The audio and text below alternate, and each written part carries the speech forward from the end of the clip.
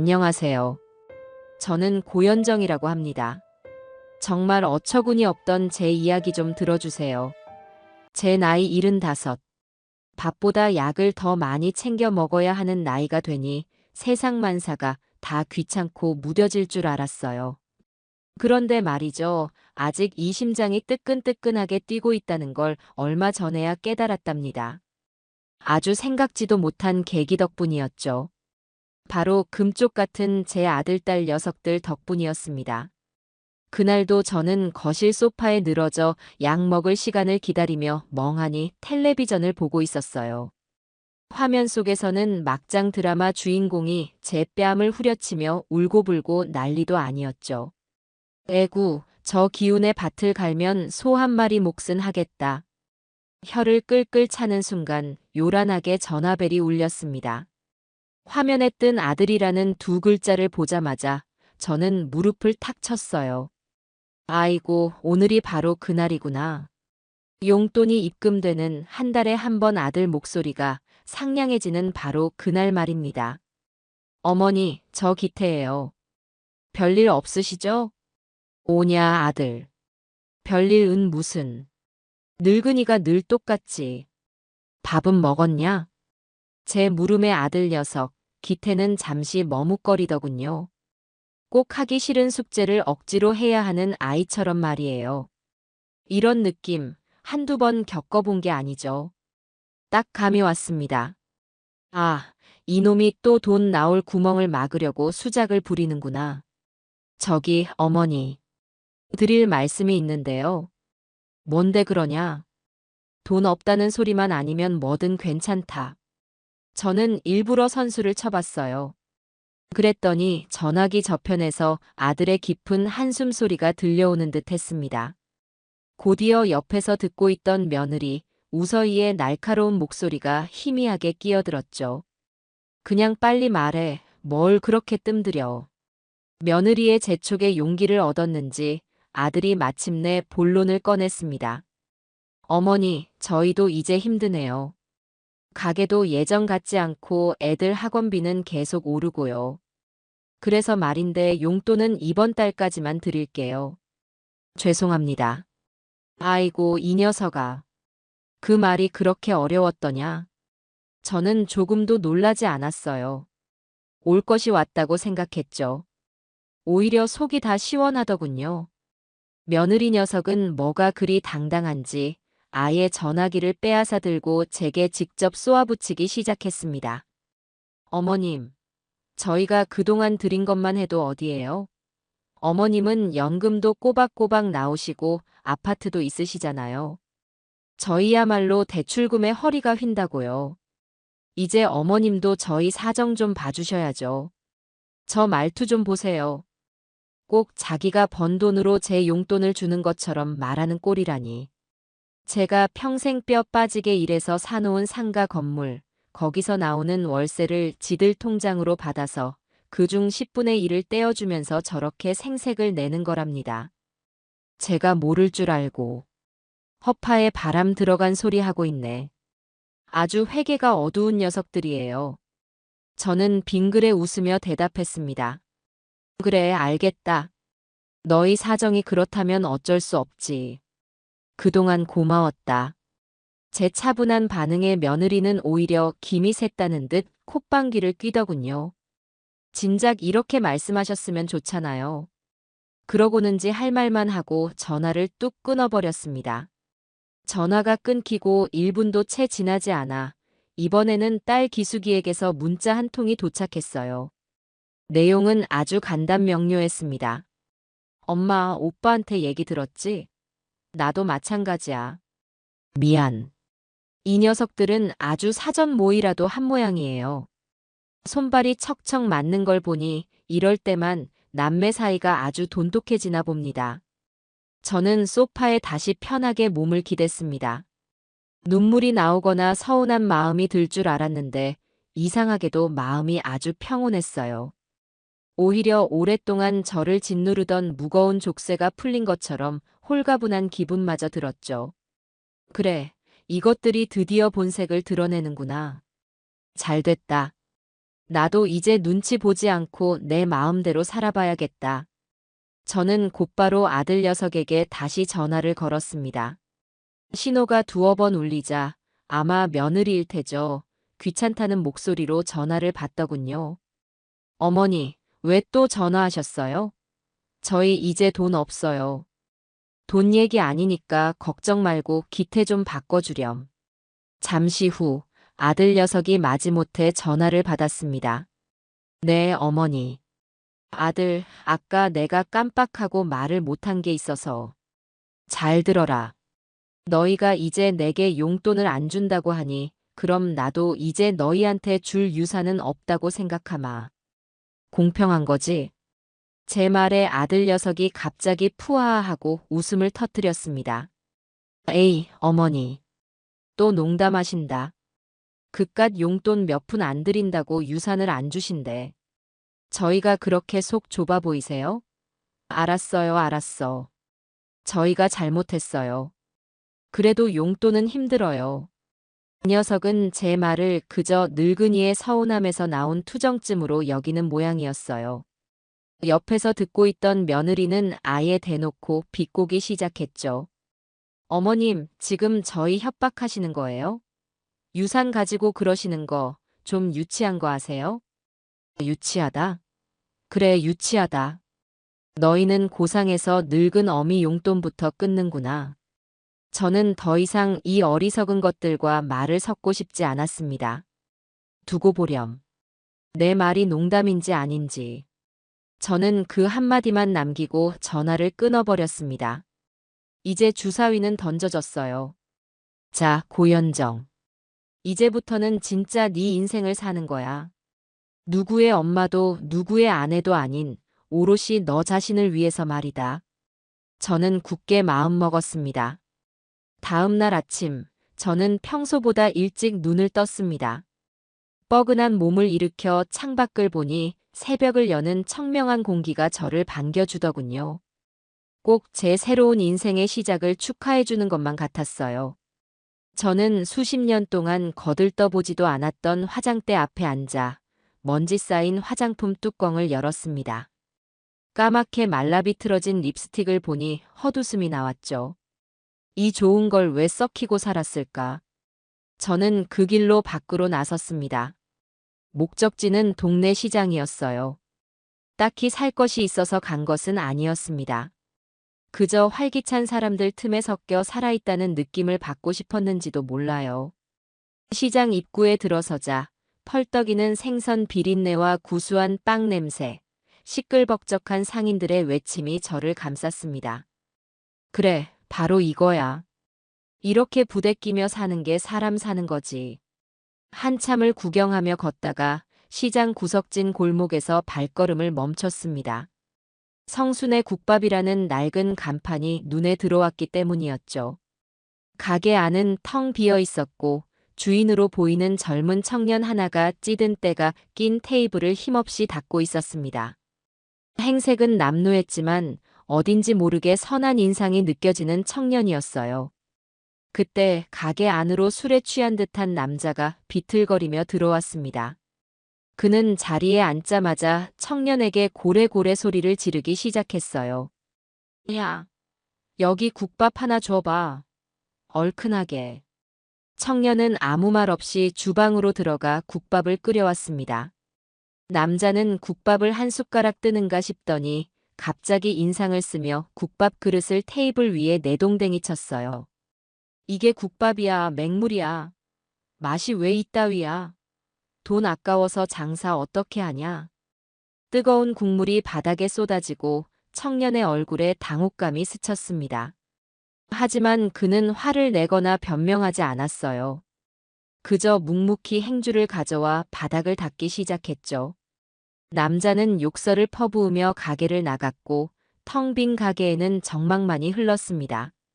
청년은 손님이 흘린 음식을 다 치우고 나서야 한숨을 푹 내쉬더군요. 저는 그 모습을 가만히 지켜보았습니다. 짠한 마음이 들면서도 한편으로는 오기가 생겼어요. 대체 맛이 어떻길래 저런 수모를 당하나. 저는 가게 안으로 성큼성큼 들어갔습니다. 놀란 눈으로 저를 쳐다보는 청년에게 저는 말했죠. 총각, 나도 국밥 한 그릇 줘봐요.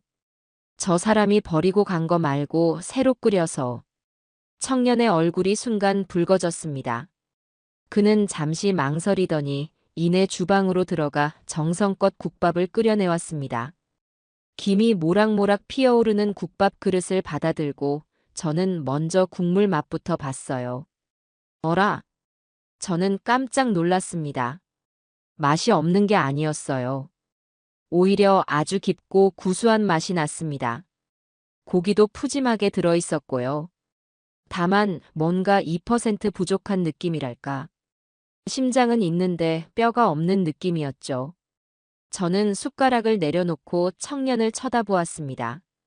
그는 제 눈치를 살피며 안절부절 못하고 있었어요. 총각, 이름이 뭐야? 박성수라고 합니다. 성수 총각. 이 국밥, 맛이 없는 게 아니야. 아주 정직한 맛이 나네. 근데 말이야, 장사는 그렇게 정직하게만 해서는 안 되는 거야. 제 말에 성수는 고개를 갸웃거렸습니다. 손님 주머니에서 돈을 꺼내려면 말이야. 이 심장을 후벼 파는 맛이 있어야 한다고. 지금 총각 국밥은 그냥 착하기만 해. 맛이 너무 착해 빠졌어. 저는 가방에서 지갑을 꺼내 10,000원짜리 한 장을 테이블 위에 올려놓았습니다. 국밥값이야. 거스름돈은 됐고. 내가 내일 다시 올 테니까 그때까지 이 국밥을 어떻게 하면 더 맛있게 만들 수 있을지 고민 한번 해봐. 그게 총각 숙제야. 저는 그 말을 남기고 가게를 나왔습니다. 뒤에서 성수가 당황하며 저를 부르는 소리가 들렸지만 저는 뒤돌아보지 않았어요. 머릿속에는 온통 재미있는 계획들로 가득 차기 시작했죠. 아들, 딸 녀석에게는 한 푼도 줄 수 없지. 제 피 같은 돈, 저렇게 착하고 어리숙한 청년에게 한번 투자해보는 건 어떨까? 믿져야 본전 아니겠어요? 남편 없이 악착같이 돈 모아서 자식들 키워봤자 다 소용없더라고요. 이제부터는 제 돈, 저를 위해서, 아니, 저를 즐겁게 해줄 이 청년을 위해서 한번 써보렵니다. 세상에서 제일 짜릿한 노후 대책, 바로 남의 자식 키우기 아니겠어요? 호호. 팝콘이나 준비해 두렴 얘들아. 엄마의 화끈한 투자기가 곧 시작될 테니 말이에요. 다음 날, 저는 어제 갔던 그 시장 골목을 다시 찾았습니다. 혹시나 그 젊은 총각이 가게 문을 닫고 야반도주라도 했으면 어쩌나 괜한 걱정을 하면서 말이죠. 다행히 가게는 문을 열었고 성순의 국밥이라는 간판이 어제보다 더 짠하게 저를 반겨주더군요. 가게 안을 슬쩍 들여다보니 그 박성수라는 청년이 커다란 솥 앞에서 땀을 뻘뻘 흘리며 무언가를 열심히 적고 있었습니다. 아마 어제 제가 내준 숙제를 하고 있는 모양이었어요. 저는 슬그머니 가게 안으로 들어갔습니다. 저를 발견한 성수 총각이 화들짝 놀라며 쪼르르 달려왔어요. 아이고 어르신, 또 오셨네요. 숙제는 좀 해봤나? 제 물음에 그는 얼굴을 붉히며 고개를 푹 숙였습니다. 네, 나름대로 이것저것 넣어보고 끓여봤는데 영맛이 나아지질 않네요. 역시 저는 장사 수완이 없나 봅니다.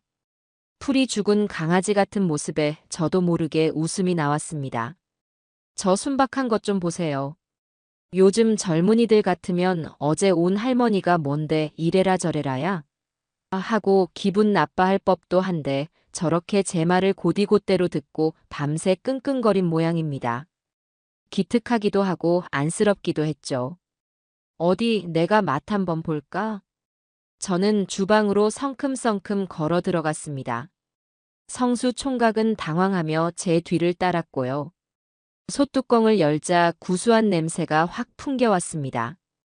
국자로 국물을 떠서 맛을 보니 어제보다 더 진해지긴 했지만 여전히 밍밍한 느낌을 지울 수가 없었어요. 총각, 여기다가 뭘 더 넣었어? 그게 어르신 말씀 듣고 깊은 맛을 내보려고요. 마늘도 더 넣고 파도 더 넣고 몸에 좋다는 황기랑 대추도 좀 넣어봤습니다. 아이고, 이 답답한 양반아. 국밥에 황기랑 대추라니. 이건 국밥이 아니라 보약이잖아요. 손님들이 밥 먹으러 왔지 한약 지으러 온 줄 알겠네. 총각, 음식의 기본은 조화야. 좋은 걸 무작정 때려 넣는다고 맛이 좋아지는 게 아니라고. 이건 국밥이 아니라 그냥 건강한 맹물이야. 제 냉정한 평가에 성수 총각의 어깨가 축 처졌습니다.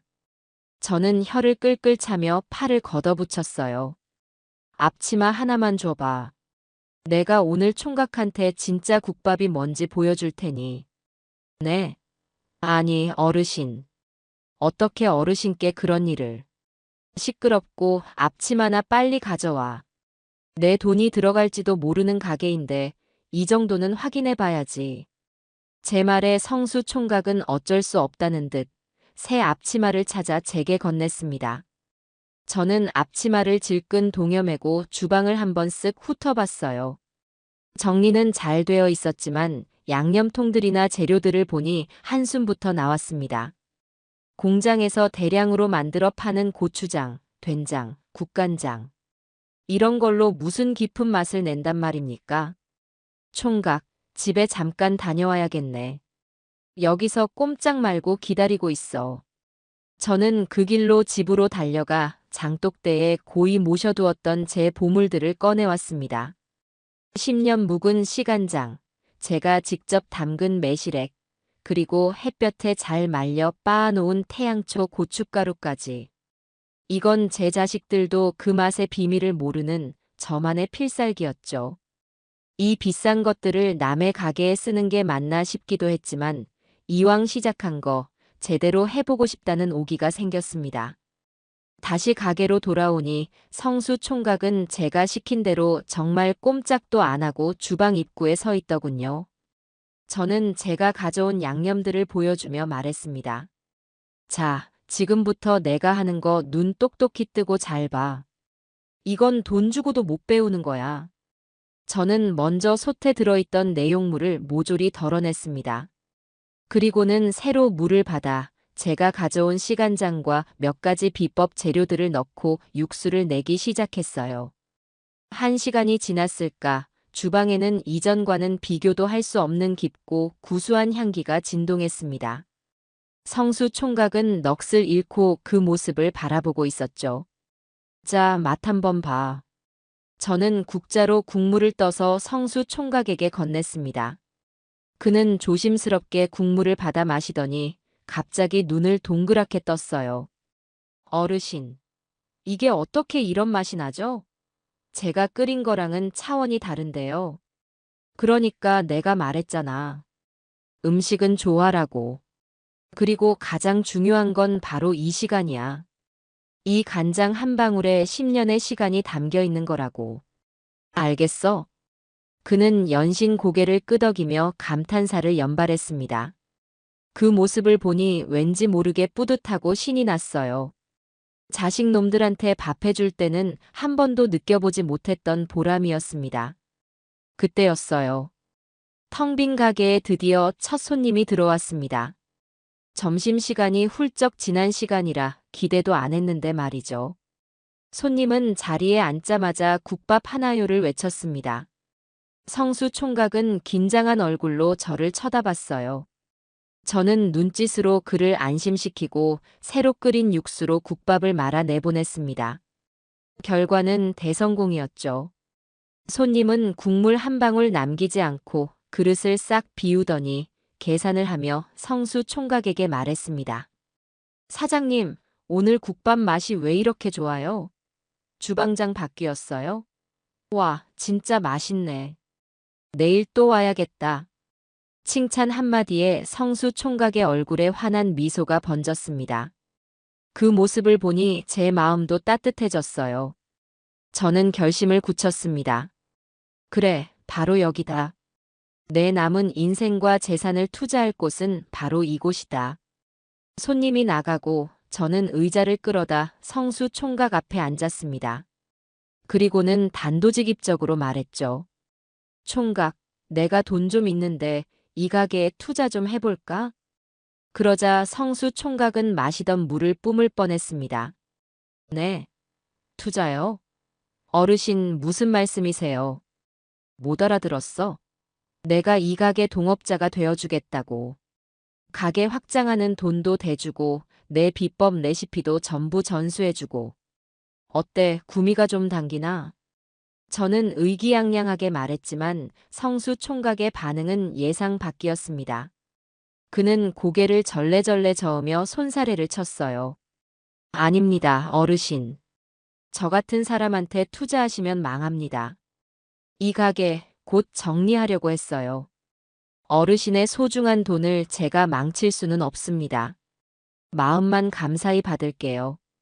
아니, 이 청년 좀 보세요. 돈을 대주겠다는데 마다하는 사람이 세상에 어디 있습니까? 보통은 옳다구나 하고 덥석 물 텐데 말이죠.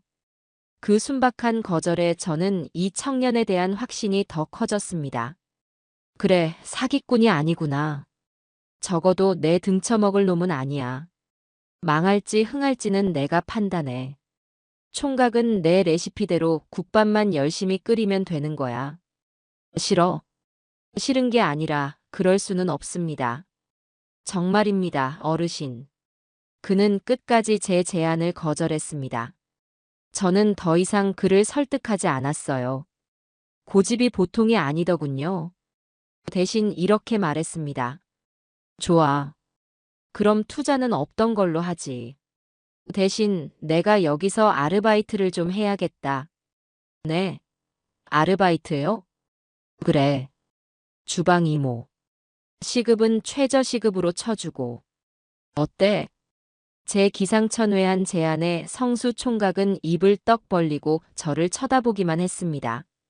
그 주 주말이었어요. 아들 내외가 철딱서니 없이 용돈을 끊겠다고 통보한 이후 처음으로 집에 찾아왔습니다. 아마 제가 진짜로 화가 났는지 아니면 그냥 하는 소리였는지 염탐하러 온 것이겠죠. 며느리 서희는 거실에 들어서자마자 소파에 드러누워 제 집인 양 리모컨부터 찾더군요. 어머님, 주말인데 어디 다녀오세요? 얼굴 보기가 힘드네요. 며느리의 비아냥거림에 저는 웃으며 대답했습니다. 응, 나도 이제 좀 바빠져서. 일 시작했거든. 네, 일을요? 어머님이요? 제 말에 소파에 누워있던 며느리가 벌떡 일어나 앉았습니다. 아들 기태 녀석도 동그래진 눈으로 저를 쳐다봤고요. 아니, 어머니. 그 연세에 무슨 일을 하세요? 어디 다치시기라도 하면 어쩌려고요? 아들 녀석의 걱정하는 듯한 말투에 코웃음이 나왔습니다. 제 건강이 걱정되는 게 아니라 제 병원비가 걱정되는 것이겠죠. 걱정 마라. 힘든 일 아니야. 그냥 식당 주방에서 좀 거들어주는 거니까. 식당이요? 이번에는 며느리가 끼어들었습니다. 그녀의 눈빛에는 경멸과 호기심이 뒤섞여 있었어요. 어머님, 어느 식당인데요? 설마 그 허름한 국밥집이에요? 동네 아줌마들이 그러던데 어머님이 매일 거기 출근하신다고요. 소문 한번 빠르기도 하지. 저는 순순히 인정했습니다. 응, 맞아. 성순의 국밥집. 거기 주방 이모로 취직했어. 제 대답에 아들 내외는 서로를 쳐다보며 기가 막힌다는 표정을 지었습니다. 며느리 서희는 참지 못하고 쏘아붙이더군요. 어머님, 제정신이세요? 어떻게 그런 데서 일을 하세요? 저희 체면도 좀 생각해 주세요. 남들이 알면 저희가 어머님 용돈도 안 들여서 식당일 나간다고 욕할 거 아니에요. 욕 좀 먹으면 어떠냐? 사실인데. 너희가 용돈 안 줘서 나 일하는 거 맞잖아. 제 반격에 며느리는 말문이 막혔는지 입술만 달싹거렸습니다. 이번에는 아들 녀석이 나섰어요. 그는 제 옆에 바싹 다가앉으며 은밀한 목소리로 말했습니다. 어머니, 솔직히 말씀해 보세요. 그 국밥집 청년한테 돈이라도 주신 거예요? 어머니, 그 나이에 사기당하시려고요? 요즘 젊은 것들이 얼마나 영악한데요. 불쌍한 척 접근해서 등쳐먹는 놈들이 한둘인 줄 아세요? 사기. 사기는 너희가 나한테 치고 있는 게 사기 아니냐? 내 상가 월세 받아먹으면서 용돈 한 푼 못 주겠다고 버티는 게 사기지. 제 말에 아들 녀석의 얼굴이 울그락불그락해졌습니다. 어머니, 어떻게 말씀을 그렇게 하세요? 저희가 그 돈 저희 좋자고 썼어요? 다 손주들 학원비랑 생활비로 나간 거잖아요. 저희가 제일 안전한 투자처잖아요. 드디어 본심이 나왔네요. 안전한 투자처라. 너희 같은 밑 빠진 독에 물 붓는 게 어떻게 안전한 투자란 말이냐? 저는 자리에서 일어나 부엌으로 향했습니다. 더 이상 이 녀석들과 실랑이 하고 싶지 않았어요. 쓸데없는 소리 그만하고 밥이나 먹고 가거라. 너희가 좋아하는 갈비찜 해놨다. 제 말에 아들 내외는 언제 그랬냐는 듯 표정을 바꾸고 식탁에 앉았습니다. 그리고는 허겁지겁 갈비찜을 먹어치우기 시작했죠. 그 모습을 보니 왠지 모르게 성수 총각의 얼굴이 떠올랐습니다. 제 국밥 국물 한 모금에 감동하던 그 순수한 얼굴이 말이죠. 그래요, 저는 이미 알고 있었습니다. 제 진짜 아들이 누구인지. 아니, 제가 앞으로 진짜 아들로 삼고 키워야 할 사람이 누구인지를 말입니다. 며칠 뒤 성수 총각은 제 손에 들린 커다란 보따리를 보고 어쩔 줄 몰라 했습니다. 어르신, 정말 이렇게까지 안 하셔도 되는데. 저는 아랑곳하지 않고 보따리를 주방 식탁 위에 풀어놓았죠. 보따리 안에는 제가 밤새 만든 각종 양념장과 장아찌들이 가득했습니다. 이건 단순한 반찬이 아니었어요. 앞으로 성순의 국밥을 이 동네 최고의 맛집으로 만들어줄 저의 비밀 병기들이었죠. 총각, 내가 주방 이모로 일하는 이상, 이 주방의 규칙은 내가 정해. 앞으로 식당에서 쓰는 모든 양념과 반찬은 내가 만든다. 총각은 내가 시키는 대로 국밥만 맛있게 끓이면 돼. 알았어? 제 단호한 선언에 성수 총각은 더 이상 아무 말도 하지 못하고 고개만 끄덕였습니다. 그렇게 저의 본격적인 투자가 시작되었습니다. 투자의 시작은 돈이 아니었어요. 바로 제 손맛과 평생의 노하우, 제 인생이 담긴 레시피였죠. 저는 이것을 유산 1호라고 이름 붙였습니다. 저는 먼저 성수 총각에게 제대로 된 육수 비법부터 전수하기 시작했습니다. 며칠 밤낮으로 이어진 강행군이었어요. 속뼈를 얼마나 고아야 하는지, 어떤 순서로 재료를 넣어야 하는지, 불 조절은 어떻게 해야 하는지. 사소한 것 하나까지 꼼꼼하게 가르쳤습니다. 성수 총각은 군소리 한마디 없이 제가 시키는 대로 묵묵히 따라왔어요. 잠도 제대로 못 자 퀭한 눈을 하고서도 제가 무언가를 가르쳐 줄 때면 아이처럼 눈을 반짝였습니다. 그 모습이 어찌나 예뻐 보이던지. 제 아들놈은 대학 등록금 내줄 때도 저런 눈빛을 보여준 적이 없었는데 말이죠. 마침내 우리의 새로운 국밥이 완성되었습니다. 이전과는 비교할 수 없는 깊고 진한 맛이었죠. 성수 총각은 자기가 만든 국밥을 맛보고는 감격해서 눈물까지 글썽였습니다. 어르신 감사합니다. 정말 감사합니다. 돌아가신 저희 어머니도 이렇게 맛있는 국밥은 못 끓여주셨어요. 이제 시작이야, 임마. 울지 말고 정신 똑바로 차려. 저는 퉁명스럽게 말했지만 마음 한구석이 찡해오는 건 어쩔 수 없었습니다. 국밥 맛이 달라지자 거짓말처럼 손님들이 하나둘 늘기 시작했습니다. 처음에는 동네 어르신들이나 시장 상인들이 대부분이었죠. 그들은 하나같이 아니, 이 집 국밥 맛이 왜 이렇게 변했어? 완전 다른 집이 됐네. 라며 놀라워했습니다. 입소문은 참 무서운 것이더군요. 일주일도 채 지나지 않아 점심시간이면 가게 안은 손님들로 북적이기 시작했습니다. 저는 국밥 맛만 바꾼 것이 아니었어요. 가게 전체를 뜯어고치기 시작했죠. 칙칙했던 벽지는 화사한 색으로 새로 도배하고 끈적거리던 테이블과 의자는 윤이 나게 닦았습니다. 삐뚤빼뚤 쓰여있던 메뉴판은 제가 직접 붓글씨로 써서 새로 걸었고요. 성수 총각에게는 꼬질꼬질한 티셔츠 대신 깔끔한 조리복을 사입혔습니다. 허름하고 지저분했던 국밥집은 어머니와 아들이 운영하는 정겨운 맛집이라는 새로운 컨셉으로 다시 태어났죠. 물론 여기서 아들은 제 친아들이 아니라 성수 총각을 말하는 것이었지만요. 가게가 점점 활기를 띠자 성수 총각의 얼굴에도 웃음꽃이 피었습니다. 그는 매일 저보다 먼저 가게에 나와 청소를 하고 재료를 준비했어요. 손님들에게는 또 어찌나 친절하게 대하는지. 그의 성실함과 착한 심성은 손님들에게도 고스란히 전해졌습니다. 손님들은 이제 저를 주방 이모님이 아니라 사장님 어머니라고 부르기 시작했어요. 모든 것이 순조롭게 흘러가는 듯 했습니다. 하지만 세상에 공짜는 없는 법이죠. 예상치 못한 곳에서 첫 번째 태클이 들어왔습니다. 바로 제 며느리 우서희에게서였어요. 어느 날 저녁 가게 마감을 준비하고 있는데 며느리에게서 전화가 걸려왔습니다. 전화를 받자마자 다짜고짜 고함을 지르더군요. 어머님, 지금 뭐 하시는 거예요? 거기 국밥집에 돈이라도 보태주셨어요? 동네방네 어머님이 그 가게 먹여 살린다고 소문이 파다해요. 아마 가게에 손님이 많아진 것을 보고 제가 돈을 댔다고 지레 짐작한 모양입니다. 저는 차분하게 대꾸했습니다. 돈은 무슨 돈?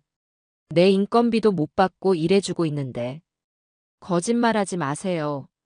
돈도 안 줬는데 가게가 그렇게 잘 될 리가 없잖아요. 저희한테 줄 돈은 없다면서 남의 자식한테는 돈이 막 나가시나 봐요. 어머님, 정말 저희한테 어떻게 이러실 수 있어요? 며느리의 목소리에는 서운함이 아니라 당연히 자기 것이라고 생각했던 무언가를 빼앗긴 사람의 분노가 담겨 있었습니다. 그 속내가 너무 빤히 보여서 헛웃음이 나왔어요. 애미야, 내가 한 가지만 묻자. 내가 내 돈으로 내 아들 밥을 사주든 남의 아들 가게를 차려주든 그게 너랑 무슨 상관이니? 상관이 왜 없어요? 어머님 돈이 그냥 어머님 돈이에요. 그 돈 나중에 다 저희가 물려받을 돈이잖아요. 저희 유산을 왜 어머님 마음대로 남한테 쓰세요? 드디어 이실직고를 하네요. 제가 아니라 제 돈이 자기들 것이라고 생각하고 있었던 겁니다. 저는 더 이상 이 어리석은 며느리와 말을 섞고 싶지 않았습니다. 잘 들어라. 이제 거긴 그냥 국밥집이 아니라 내 사업장이야. 내 노후를 책임져줄 아주 중요한 사업장이라고. 그러니 앞으로 그 가게에 대해 함부로 말하지 마라. 그리고 한 가지 더. 네가 말한 그 유산, 이제 너희한테는 한 푼도 안 돌아갈 줄 알아. 내가 그 잘난 유산으로 뭘 하는지 앞으로 눈 똑똑히 뜨고 지켜보기나 해. 저는 그 말을 끝으로 전화를 끊어버렸습니다. 전화기 저편에서 며느리가 악을 쓰는 소리가 들렸지만 조금도 신경 쓰이지 않았어요. 오히려 마음이 후련했습니다. 그래요, 이제 전쟁은 시작되었습니다. 그리고 이 전쟁의 승자는 처음부터 정해져 있었죠. 바로 저 고연정입니다. 저는 수화기를 내려놓고 땀 흘리며 주방을 청소하고 있는 성수 총각을 바라보았습니다. 저 착한 청년을 위해서라면 제 전 재산을 다 걸어도 아깝지 않다는 생각이 들었어요. 그것이 제 자식 놈들의 코를 납작하게 만들어줄 가장 확실한 방법이라는 것도 잘 알고 있었죠. 며느리와의 통화 이후 저는 더 이상 망설이지 않기로 했습니다. 어설픈 경고만으로는 저 녀석들의 탐욕을 멈출 수 없다는 것을 깨달았기 때문이죠. 저는 다음 날 바로 은행으로 달려가 제 명의로 된 예금 중 일부를 해지했습니다. 그리고 그 돈으로 성순의 국밥의 상표 등록부터 마쳤어요. 이제 이 가게는 법적으로도 제 자산이 된 셈입니다. 가게는 나날이 번창했습니다. 입소문을 타고 동네뿐만 아니라 멀리서도 찾아오는 손님들이 생겨났어요. 점심시간에는 가게 앞에 줄을 서는 것이 당연한 풍경이 되었죠. 성수 총각은 밀려드는 손님의 허리가 휠 지경이었지만 얼굴에서는 웃음이 떠나질 않았습니다. 저 역시 고된 주방일이 힘들기는커녕 하루하루가 즐겁고 보람찼어요. 평생을 가족 뒷바라지만 하며 살아왔는데 이제야 비로소 제 인생의 주인이 된 것 같은 기분이었습니다. 그러던 어느 날 우리 가게에 아주 특별한 손님이 찾아왔습니다. 딱 봐도 평범한 손님은 아니었어요. 커다란 카메라를 들고 있었고 혼자서 밥을 먹으면서도 계속 무언가를 중얼거렸거든요. 성수 총각이 제게 와서 조심스럽게 속삭였습니다. 어르신, 저 손님 아무래도 유튜버인 것 같아요. 유튜버? 그게 뭔데? 인터넷으로 방송하는 사람이요. 보통 저렇게 혼자 와서 카메라로 찍으면서 방송하더라고요. 저는 그제야 고개를 끄덕였습니다. 텔레비전에서 몇 번 본 적이 있었죠. 요즘 젊은이들은 밥 먹는 것까지 방송을 한다더니 정말이었나 봅니다. 그 유튜버는 우리 가게의 대표 메뉴인 국밥을 시켜 먹었습니다.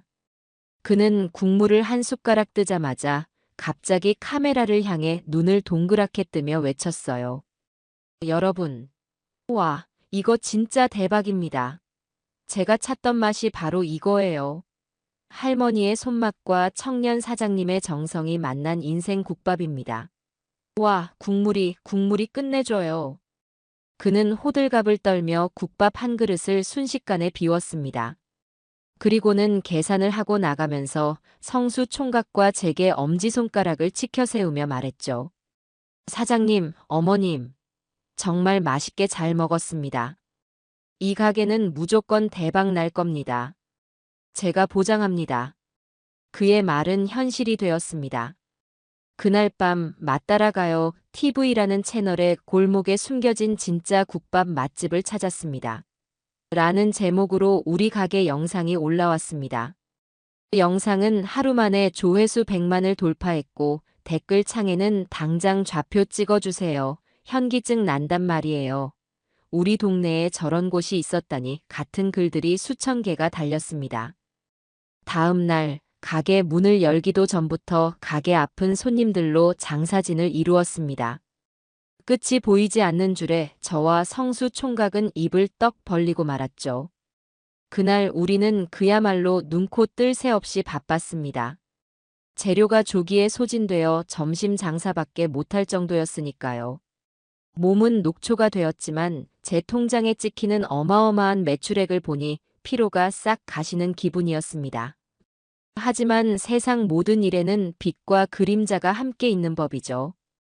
가게가 잘 되는 꼴을 그냥 두고 볼 리 없는 사람들이 있었습니다. 바로 제 아들 내외였어요. 며칠 뒤 한창 바쁜 점심시간에 며느리 서희가 손님인 척 가게에 찾아왔습니다. 얼굴을 가리려고 그랬는지 커다란 선글라스에 스카프까지 두르고 있었지만 매의 눈인 제가 그걸 못 알아볼 리가 없었죠.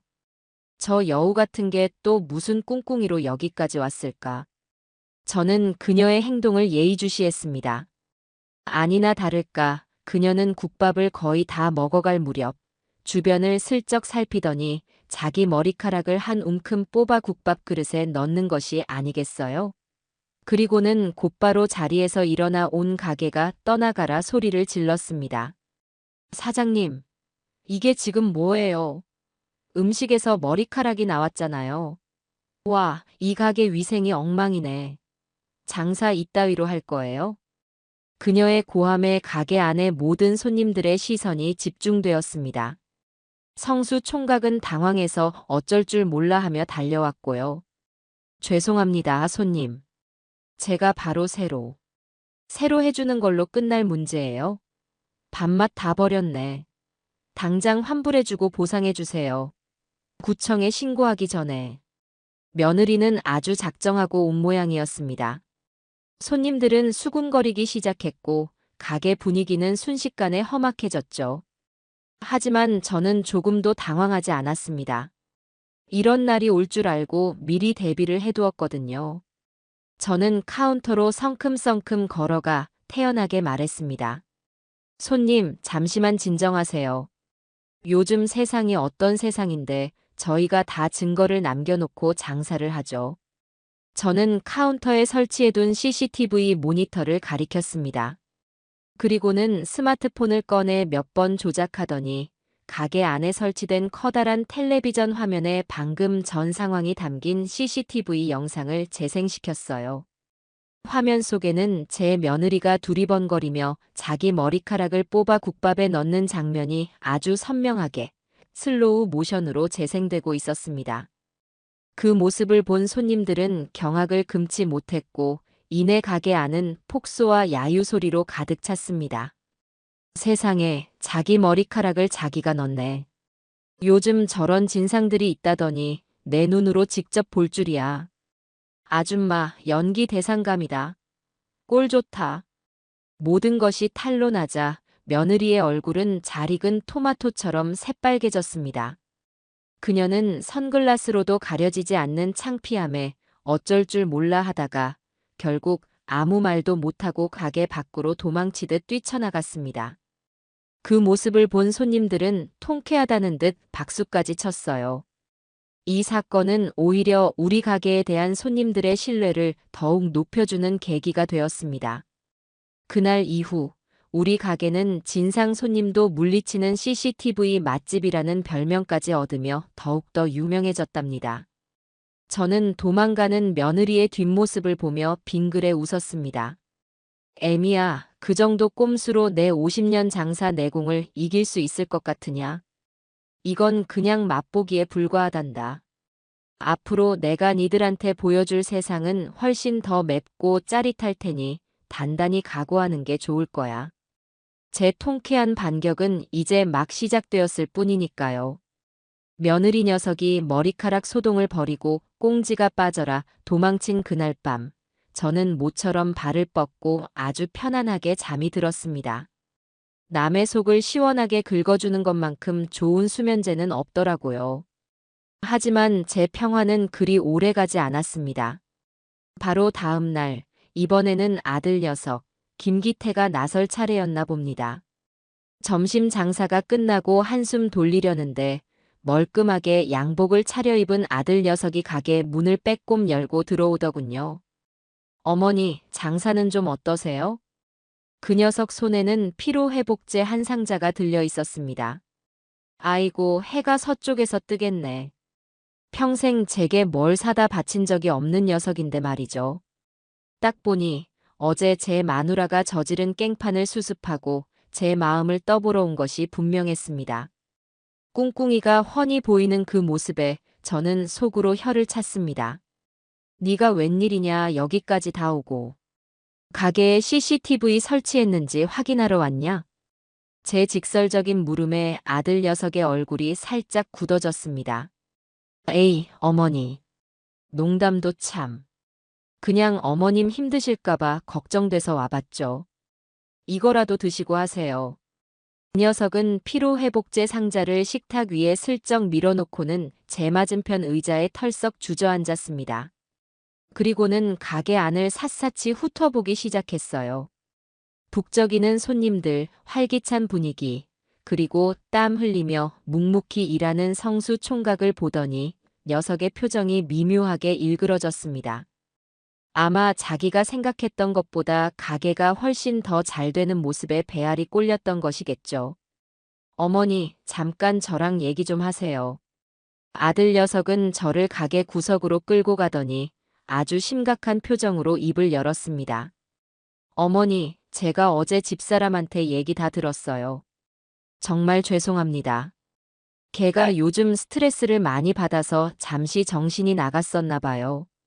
제가 대신 사과드릴게요. 사과는 무슨? 그 말투는 우리 마누라가 왜 그랬는지 이해하시죠? 하는 변명에 가까웠습니다. 저는 팔짱을 끼고 녀석을 쏘아보았어요. 그래서 하고 싶은 말이 뭔데? 서론이 길다. 그게 아니라요, 어머니.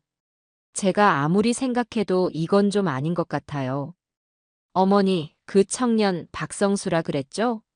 그 청년 아무래도 사기꾼 같아요. 드디어 본론이 나왔네요. 며느리 녀석은 무식하게 몸으로 덤비더니 아들놈은 이렇게 이간질로 나오는군요. 작전 한번 유치하기 짝이 없습니다. 사기꾼이라니. 멀쩡한 애를 왜 사기꾼으로 만드냐?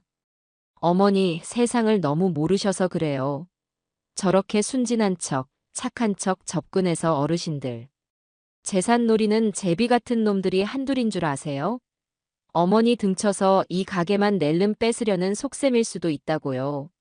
어머니는 지금 저놈한테 된통 속고 계신 거예요. 아들 녀석은 정말로 저를 걱정한다는 듯 아주 애절한 표정으로 연기를 펼쳤습니다. 그 뻔뻔한 얼굴을 보고 있자니 헛웃음이 나왔어요. 진짜 사기꾼은 지금 제 눈앞에 서 있는데 말이죠. 기태야. 네, 어머니. 네가 지금 누구 걱정을 하는 거냐? 내 걱정. 아니면 네 유산 걱정. 제 정곡을 찌르는 말에 녀석의 얼굴이 파랗게 질렸습니다. 어머니. 어떻게 말씀을 그렇게 하세요? 제가 어머니 걱정돼서 드리는 말씀인데. 됐다. 네 걱정은 네 마누라 단속이나 잘하는 걸로 충분해. 그리고 성수 총각이 사기꾼인지 아닌지는 내가 알아서 판단해. 너는 상관없는 일이니까 신경 꺼. 저는 단호하게 말을 잘랐습니다. 하지만 아들 녀석은 포기하지 않고 끈질기게 물고 늘어졌어요. 아니, 어머니. 그럼 저 청년이랑 무슨 계약이라도 하셨어요?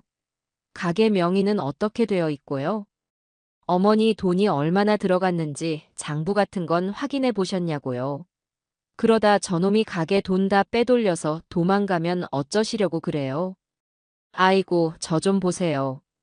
제가 평생 장사만 하고 살아서 법이나 계약 같은 건 하나도 모를 거라고 생각하는 모양입니다. 저를 아주 우습게 봐도 단단히 우습게 보고 있는 거죠. 저는 기다렸다는 듯 카운터 서랍에서 서류 봉투 하나를 꺼내 아들 녀석 눈앞에 탁 던졌습니다. 이게 뭐냐고? 네가 그렇게 궁금해하는 계약서다. 눈 있으면 똑똑히 한번 읽어봐. 아들 녀석은 의심스러운 눈초리로 봉투를 열어 서류를 꺼내 들었습니다. 그것은 저와 성수 총각이 함께 작성한 동업 계약서였어요.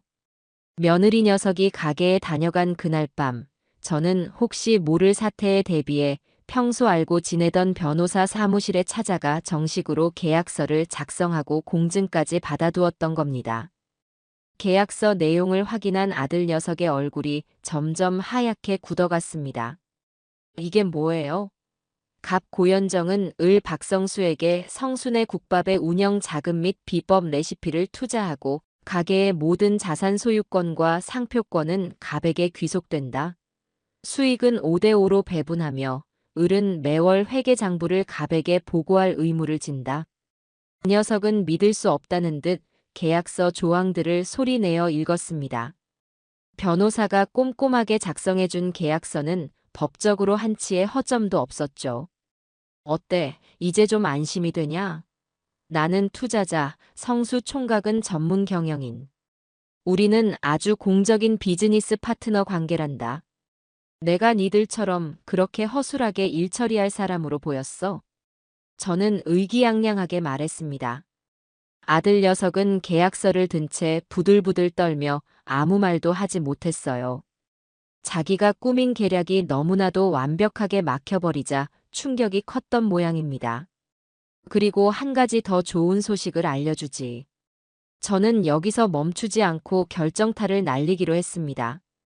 가게가 너무 잘 돼서 말이야, 확장을 좀 해야겠어. 마침 옆 가게가 비어 있더라고. 내가 오늘 계약하고 왔다. 네. 확장이요? 그래.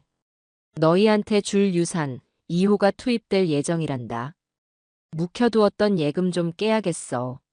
너희한테는 한 푼도 못 주겠다고 쩔쩔맸던 바로 그 돈으로 말이야. 호호. 저는 보란듯이 크게 웃었습니다. 아들 녀석은 이제 거의 혼이 나간 사람처럼 보였어요. 그는 더 이상 아무런 반박도 하지 못하고 제가 잠시 머리가 아파서요라는 말만 중얼거리며 꽁무니를 빼더군요.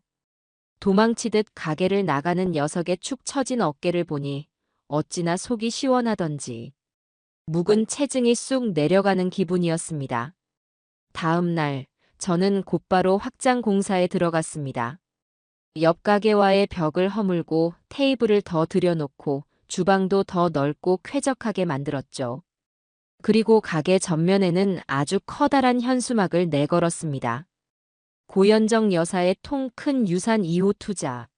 성순의 국밥 확장 이전 대축제. 지나가는 동네 사람들 모두가 볼 수 있도록 아주 큼지막하고 샛노란 글씨로 말이죠. 이제 제 자식 놈들은 제 계획이 단순한 홧김에 하는 농담이 아니라는 사실을 깨닫고 진짜 공포를 느끼기 시작했을 겁니다. 그래요. 이제부터가 진짜 시작입니다. 너희가 그토록 소중하게 생각하는 그 유산이라는 것이 너희 손에 닿지 않는 곳에서 얼마나 화려하게 꽃 피울 수 있는지 제가 똑똑히 보여줄 테니까요. 기대하렴, 얘들아. 엄마의 투자는 이제 막 시동을 걸었을 뿐이란다. 아들 녀석의 걱정하는 척 작전마저 처참하게 실패로 돌아가자 저희 집안의 악의 축인 아들 내외는 새로운 전략을 짜낸 모양입니다. 이번에는 딸 기숙이를 저희 가게에 투입하기로 결정했나 봐요. 며느리처럼 대놓고 깽판을 치지도 아들처럼 어설프게 머리를 굴리지도 못하는 순한 딸을 이용해 내부에서부터 저와 성수 총각을 흔들어 보겠다는 속셈이었겠죠. 며칠 뒤 딸 기숙이가 잔뜩 멋을 부린 어색한 차림으로 가게에 나타났습니다. 엄마, 일하는데 힘들지 않아? 내가 좀 도와주러 왔어. 그녀는 제게 윙크를 하며 살갑게 굴었지만 그 눈빛은 불안하게 흔들리고 있었습니다. 딱 보니 오빠 내외의 등살에 못 이겨 억지로 끌려온 것이 분명했어요. 저는 그 속내를 모르는 척 반갑게 딸을 맞았습니다. 아이고, 우리 딸이 웬일이야. 엄마 일하는데 와주고. 기특하네. 그럼, 엄마가 이렇게 고생하는데 딸이 당연히 와봐야지. 뭘 도우면 될까? 나 설거지 잘하는데. 기숙이는 서툰 솜씨로 앞치마를 두르고는 곧장 주방으로 향했습니다. 하지만 평생 물 한 방울 안 묻히고 살아온 애가 뭘 알겠어요. 그릇을 깨먹는 건 예사고 퐁퐁 거품을 온 사방에 튀기며 난리를 쳤습니다. 그 모습에 성수 총각은 안절부절 못하며 기숙이의 뒤를 졸졸 따라다니며 수습하기 바빴죠. 저는 그 꼴을 가만히 지켜보았습니다. 그래, 어디 한번 해봐라. 니들 얕은 꾀에 내가 넘어갈 것 같으냐. 저는 기숙이가 무슨 목적으로 이곳에 왔는지 다 알고 있었습니다. 아마 저 몰래 성수 총각에게 접근해서 우리 엄마 돈 보고 접근하는 거죠? 따위의 유치한 질문을 던지며 그의 속을 떠보거나 어떻게든 흠을 잡아내려 혈안이 되어 있겠죠. 아니나 다를까 기숙이는 설거지를 핑계로 계속 주방에 머물며 성수 총각에게 슬쩍슬쩍 말을 걸기 시작했습니다. 사장님, 젊으신데 고생이 많으시네요. 우리 엄마 때문에 괜히 더 힘드신 거 아니에요? 아닙니다. 회장님, 아니 어르신 덕분에 제가 이렇게 장사하는 걸요. 성수 총각은 어색하게 웃으며 대답했습니다. 기숙이는 포기하지 않고 계속해서 그를 떠봤어요. 근데 사장님은 고향이 어디세요? 부모님은 다 계시고요. 우리 엄마는 인정이 많아서 좀 딱한 사정 있는 사람 보면 그냥 못 지나치시거든요. 그 말은 즉, 너 혹시 불쌍한 척 우리 엄마한테 접근한 거 아니니? 하는 소리였습니다. 저런 한심한 질문에 성수 총각이 어떻게 대답할지 저도 궁금해지더군요. 점심 장사가 끝나고 잠시 한가해진 틈을 타 기숙이는 작정하고 성수 총각에게 다가갔습니다. 저는 못 듣는 척 홀에서 테이블을 닦으며 두 사람의 대화에 귀를 기울였어요. 사장님, 잠깐 얘기 좀 할 수 있을까요? 기숙이는 주방 한쪽 구석에서 쉬고 있는 성수 총각에게 다가가 조심스럽게 말을 걸었습니다. 성수 총각은 의아한 표정으로 그녀를 바라봤죠. 네, 말씀하세요. 저희 엄마가 이 가게에 돈을 얼마나 대주신 거예요? 솔직하게 말씀해 주세요. 저희 엄마가 사장님한테 속고 있는 것 같아서 제가 너무 불안해서 그래요. 딸 녀석은 눈물까지 글썽이며 동정심을 유발하는 작전을 쓰는 모양이었습니다. 성수 총각은 잠시 아무 말 없이 기숙이를 바라보더니 이내 깊은 한숨을 내쉬었습니다. 그리고는 뜻밖의 이야기를 꺼내기 시작했어요. 따님. 그는 기숙이를 따님이라고 불렀습니다. 그 호칭에는 묘한 거리감과 함께 예의가 담겨 있었죠. 제가 어르신께 돈을 받은 건 사실입니다. 하지만 그건 투자를 받은 것이지 공짜로 받은 돈이 아닙니다. 그리고 제가 이 자리에서 장사를 하는 건 단순히 돈을 벌기 위해서만은 아닙니다. 성수 총각은 땀으로 젖은 손을 앞치마에 닦으며 담담하게 자기 이야기를 들려주었습니다. 이 가게 사실 저희 어머니가 제게 남겨주신 마지막 유산입니다. 저희 어머니도 평생 이 시장 골목에서 작은 식당을 하시며 저를 키우셨거든요. 그러다 병을 얻어 돌아가시기 전에 제 손을 잡고 말씀하셨어요. 절대로 굶지 말고 이 가게에서 뜨끈한 밥이라도 챙겨 먹으라고요. 그의 목소리가 살짝 떨렸습니다. 그런데 제가 워낙 장사 수완이 없어서 어머니가 남겨주신 가게를 다 말아먹을 뻔했습니다. 가게세도 못 내서 쫓겨날 판이었죠. 정말 모든 걸 포기하고 싶었을 때 어르신께서 나타나신 겁니다. 어르신은 제게 단순히 돈만 주신 게 아니에요. 돌아가신 저희 어머니처럼 제게 다시 일어설 용기와 따뜻한 국밥 끓이는 법을 가르쳐 주셨습니다. 저한테 어르신은 평생을 갚아도 다 못 갚을 은인입니다. 성수 총각의 진심 어린 고백에 기숙이는 아무 말도 하지 못했습니다. 그녀의 눈빛이 심하게 흔들리는 것이 제게도 보였어요. 아마 그녀는 성수 총각을 그저 엄마 돈을 노리는 사기꾼 정도로만 생각했겠죠. 하지만 그의 이야기를 듣고 나니 자신들이 얼마나 편협하고 이기적인 생각에 사로잡혀 있었는지 깨닫게 된 모양입니다. 그날 이후 기숙이의 태도는 조금씩 달라지기 시작했습니다. 처음에는 쭈뼛거리며 눈치만 보더니 이제는 제법 적극적으로 가게 일을 돕기 시작했어요. 물론 여전히 서툴고 실수투성이었지만 그 눈빛에는 이전에 없던 진심이 담겨 있었습니다. 그녀는 더 이상 성수 총각을 의심의 눈초리로 보지 않았고 오히려 땀 흘려 일하는 그의 모습을 존경심이 담긴 눈으로 바라보곤 했습니다. 그리고 무엇보다 가장 큰 변화는 바로 저를 대하는 태도였습니다. 이전에는 그저 돈 나오는 기계 혹은 귀찮은 늙은이 취급을 하던 딸이 이제는 제 건강을 걱정하고 제 눈치를 살피기 시작한 겁니다. 엄마, 허리 아프지 않아? 내가 대신할게. 엄마, 오늘따라 얼굴이 안 좋아 보이네.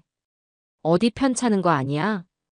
저는 딸의 그 어색한 관심이 싫지 않았습니다.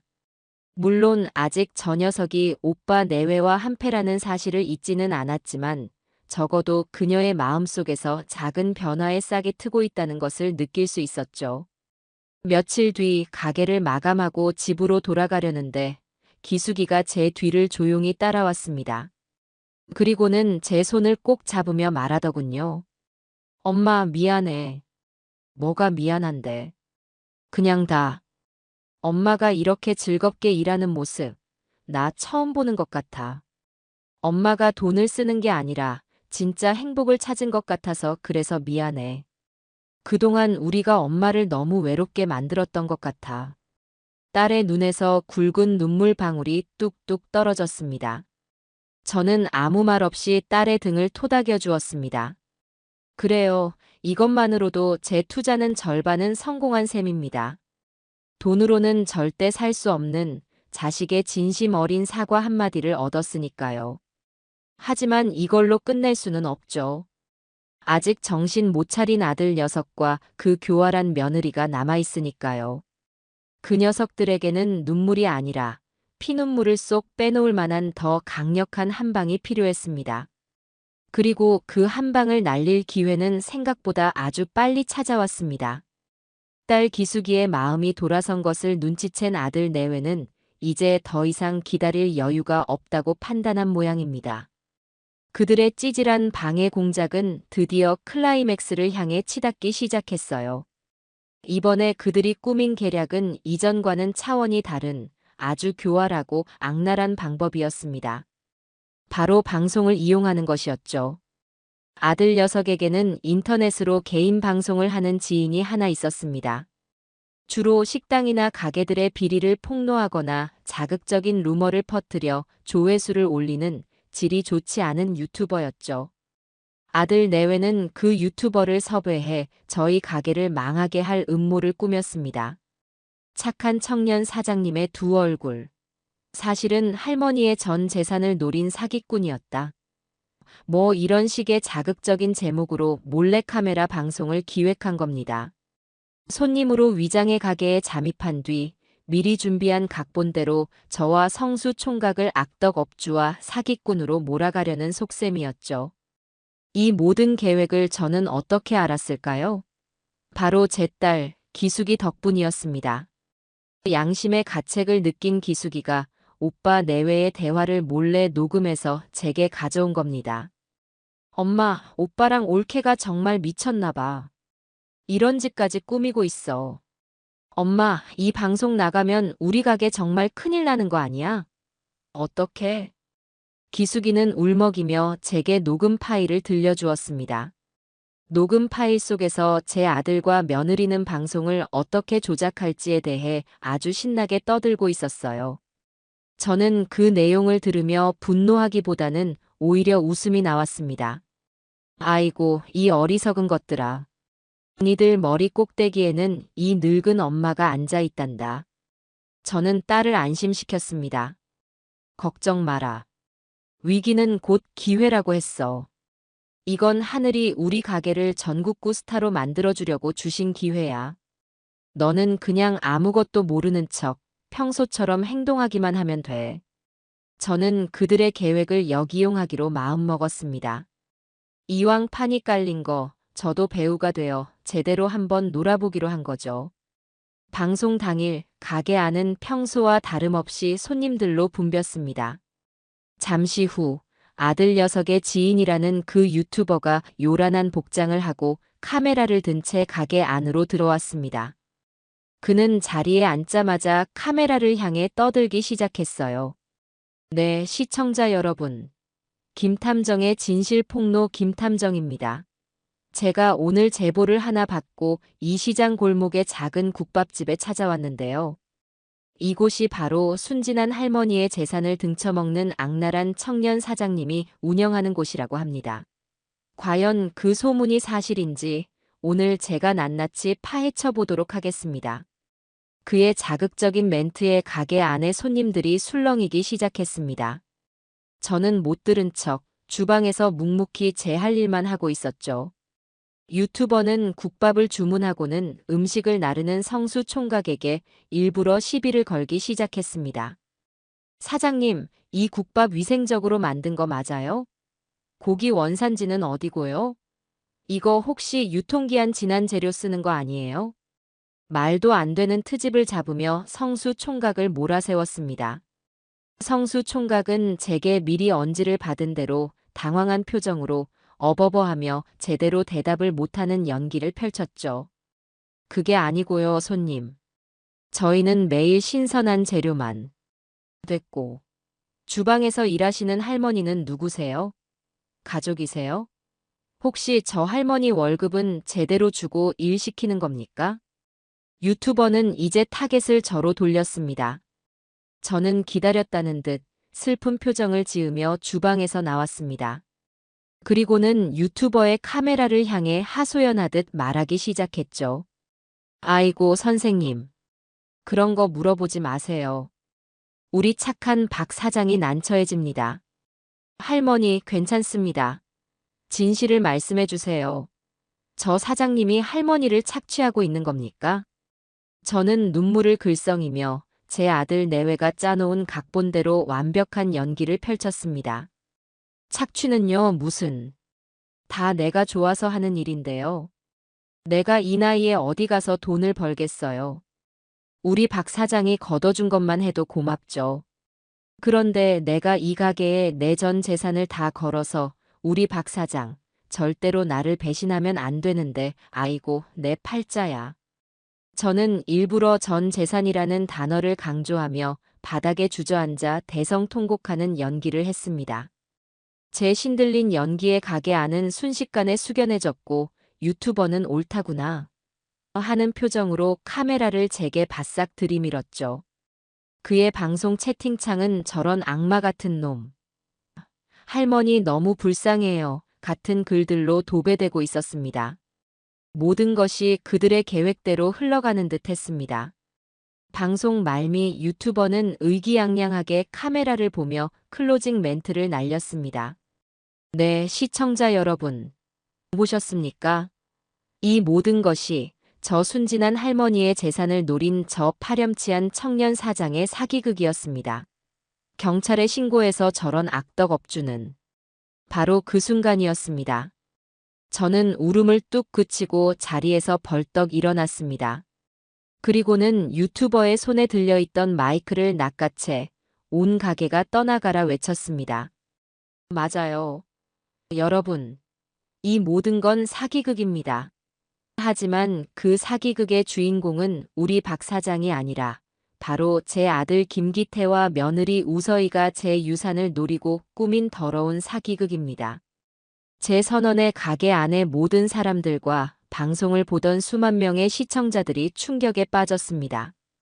유튜버는 당황해서 어버버하며 마이크를 다시 뺏으려 했지만 저는 그를 가볍게 밀쳐내고 말을 이어갔습니다. 여기 그 증거가 있습니다. 저는 품속에서 딸 기숙이가 가져다준 녹음기를 꺼내 가게 스피커에 연결했습니다. 가게 안에는 제 아들과 며느리 그리고 유튜버가 이 방송을 어떻게 조작할지 의논하는 대화 내용이 아주 생생하게 울려 퍼졌습니다. 그 할망구 전 재산이라는 말에 눈 돌아가서 연기 작살날걸. 박성수 걔는 어리바리해서 우리가 몰아세우면 아무 말도 못할 거야. 완전 범죄지, 완전 범죄. 모든 진실이 밝혀지자 상황은 180도 역전되었습니다.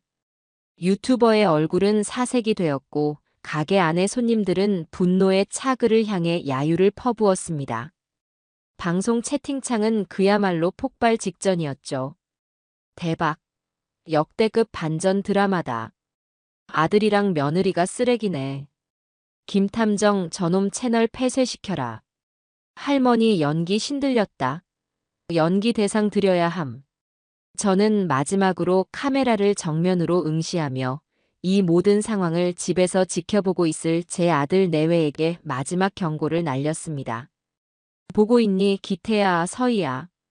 이게 바로 너희가 그토록 원하던 유산의 진짜 맛이란다. 앞으로는 더 재미있는 일들이 많이 기다리고 있을 테니 채널 고정하고 딱 기다리고 있거라. 엄마의 투자는 이제부터 진짜 시작이니까. 그날 방송은 인터넷을 발칵 뒤집어 놓았습니다. 저희 가게는 하루아침에 전국구 스타 맛집이 되었고 제 아들 내외와 그 유튜버는 온 세상 사람들의 손가락질을 받는 신세가 되었죠. 찌질했던 그들의 방해 공작은 결국 저에게 최고의 홍보 효과만 안겨준 채 처참한 실패로 막을 내렸습니다. 호호. 꼴 좋다 이 녀석들아. 그야말로 난리가 났습니다. 제가 마이크를 잡고 아들 녀석의 음모를 폭로한 그 방송 영상은 할머니의 반격이라는 제목으로 온갖 인터넷 사이트에 퍼져나갔어요. 하루 이틀 만에 제 얼굴을 모르는 대한민국 국민이 없을 정도였죠. 저희 가게 앞은 이전보다 10배는 더 긴 줄이 늘어섰고 방송국에서는 인터뷰 요청이 쇄도했습니다. 저는 하루아침에 사이다 할머니, 국밥집 여장부 같은 근사한 별명들을 얻게 되었답니다. 하지만 모든 사람이 박수를 쳐준 것은 아니었죠. 이 통쾌한 역전극의 진짜 주인공, 바로 제 아들 김기태와 며느리 우서희는 지금쯤 어떤 표정을 짓고 있을까요? 저는 뜨끈한 국밥을 손님상에 내가면서도 그 녀석들이 받을 죗값을 생각하니 절로 웃음이 나왔습니다. 아이고 꼴 좋다 이 녀석들아. 너희가 판 무덤에 너희가 직접 들어간 기분이 어떻더냐. 그 시각 아들 녀석의 집에서는 그야말로 전쟁이 벌어지고 있었습니다. 나중에 딸 기숙이에게 전해 들어서 알게 된 사실이죠. 방송이 끝나자마자 며느리 서희는 이성을 잃고 아들 녀석의 뺨을 후려쳤다고 합니다. 이게 다 너 때문이야. 이 무능한 인간아. 뭐? 내가 뭘? 너는 가만히 있었어? 머리카락은 네가 넣었잖아. 그럼 어떡해? 누가 먼저 어머니 용돈 끊자고 바람을 넣었는데. 네가 시작했잖아. 시작은 네가 했지. 옆에서 계속 돈 아깝다고 어머님 돈 우리가 관리해야 한다고 부추긴 게 누군데. 두 사람은 서로에게 책임을 떠넘기며 집안이 떠나가라 소리를 질렀다고 해요. 평소에는 유산이라는 공동의 목표 아래 찰떡궁합을 자랑하던 부부였지만 그 목표가 산산조각 나작켜켜이 쌓여있던 서로에 대한 불만과 경멸이 한꺼번에 터져 나온 겁니다. 며느리는 아들의 멱살을 잡고 흔들며 악을 썼다고 합니다. 어떻게 네 친구라는 놈이 그따위로 허술하게 일을 처리해. 녹음 당할 줄도 모르고. 아주 쌍으로 멍청이들이야. 그럼 넌 얼마나 잘났는데. CCTV에 떡하니 찍혀서 온 동네 망신은 다 시켜놓고. 그들의 추악한 싸움은 밤늦도록 계속되었습니다. 그들에게는 이제 반성이나 후회 같은 감정은 남아있지 않았어요. 오직 누구 때문에 이 지경이 되었나를 따지는 꼴 사나운 책임 전가만이 남아있을 뿐이었죠. 진짜 비극은 다음 날부터 시작되었습니다. 온 세상에 얼굴과 이름이 팔린 그들에게 사회적 심판이라는 것이 얼마나 무서운지 깨닫게 된 겁니다. 아들 녀석은 작은 인쇄소를 운영하고 있었는데 아침에 출근하자마자 직원들이 수군거리는 소리를 들어야 했습니다. 사장님, 어제 방송 나온 거 맞죠? 어떻게 자기 어머니한테 그런 짓을 진짜 사람 무섭다. 직원들의 경멸 어린 시선에 아들은 고개도 들지 못했습니다. 진짜 문제는 거래처에서 터졌죠. 그날 오전에만 3군데의 거래처에서 계약을 취소하겠다는 전화가 걸려왔다고 합니다. 김 사장, 미안하지만 이번 건은 없던 걸로 합시다. 어떻게 부모님한테 사기치는 사람이랑 믿고 거래를 하겠나. 우리 회사 이미지가 뭐가 되겠어. 아들 녀석은 전화기에 대고 아닙니다. 오해입니다. 라고 소리쳤지만 아무도 그의 말을 믿어주지 않았습니다. 수십 년간 쌓아온 신뢰가 단 하루 만에 무너져 내린 겁니다. 며느리 서희의 상황은 더 심각했습니다. 그녀는 동네에서 작은 필라테스 센터를 운영하고 있었는데 그날따라 예약 취소 전화가 빗발쳤다고 해요. 그녀가 가장 공들여 관리하던 강남 사모님 회원들에게서는 아예 단체로 문자가 왔다고 합니다. 우서희 씨, 우리 이제 당신 센터 못 다닐 것 같네요. 어떻게 그런 끔찍한 일을 저지르고 아무렇지 않게 남들 몸을 가르칩니까? 소름 끼쳐서 운동 못하겠어요. 그녀는 충격에 빠져 평소 친하게 지내던 동네 친구들에게 전화를 걸어 하소연하려 했지만 친구들은 약속이라도 한 듯 전화를 받지 않았습니다.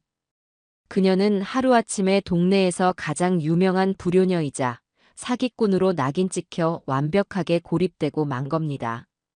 그들이 그렇게 지옥 같은 하루를 보내고 있을 때 저희 가게는 천국이 따로 없었습니다. 손님들은 제게 응원의 메시지를 보내기 바빴고 어떤 손님은 제 손을 꼭 잡고 어르신 정말 잘하셨어요. 속이 다 시원합니다. 라며 눈물까지 글썽이더군요. 그 와중에 성수 총각은 묵묵히 제 몫을 다하고 있었습니다. 갑자기 늘어난 손님의 정신이 없을 법도 한데 그는 조금도 흐트러지지 않았어요. 오히려 더 체계적으로 가게를 운영하기 시작했죠. 손님들이 무작정 줄을 서서 기다리는 것이 비효율적이라고 생각했는지 은행에서나 볼 수 있는 번호표 기계를 들여와 대기 시스템을 만들었습니다. 또 밀려드는 주문을 실수 없이 처리하기 위해 최신 포스 기계를 도입해 주방과 홀의 소통을 원활하게 만들었고요. 저는 그 모습을 흐뭇하게 바라보았습니다. 성수 총각은 더 이상 제 도움이 필요한 어리숙한 청년이 아니었어요. 그는 위기 상황 속에서 스스로 해결책을 찾아내고 가게를 한 단계 더 성장시키는 진짜 사장님이 되어가고 있었습니다. 제 투자가 얼마나 성공적이었는지 증명해주고 있는 셈이었죠. 저녁 장사를 마감하고 성수 총각이 조심스럽게 제게 말했습니다. 어르신, 오늘 정말 고생 많으셨습니다. 그런데 괜찮으세요? 뭐가? 아드님하고 따님 일 때문에요. 아무리 그래도 가족인데 마음이 편치만은 않으실 것 같아서요. 저 착한 것 좀 보세요.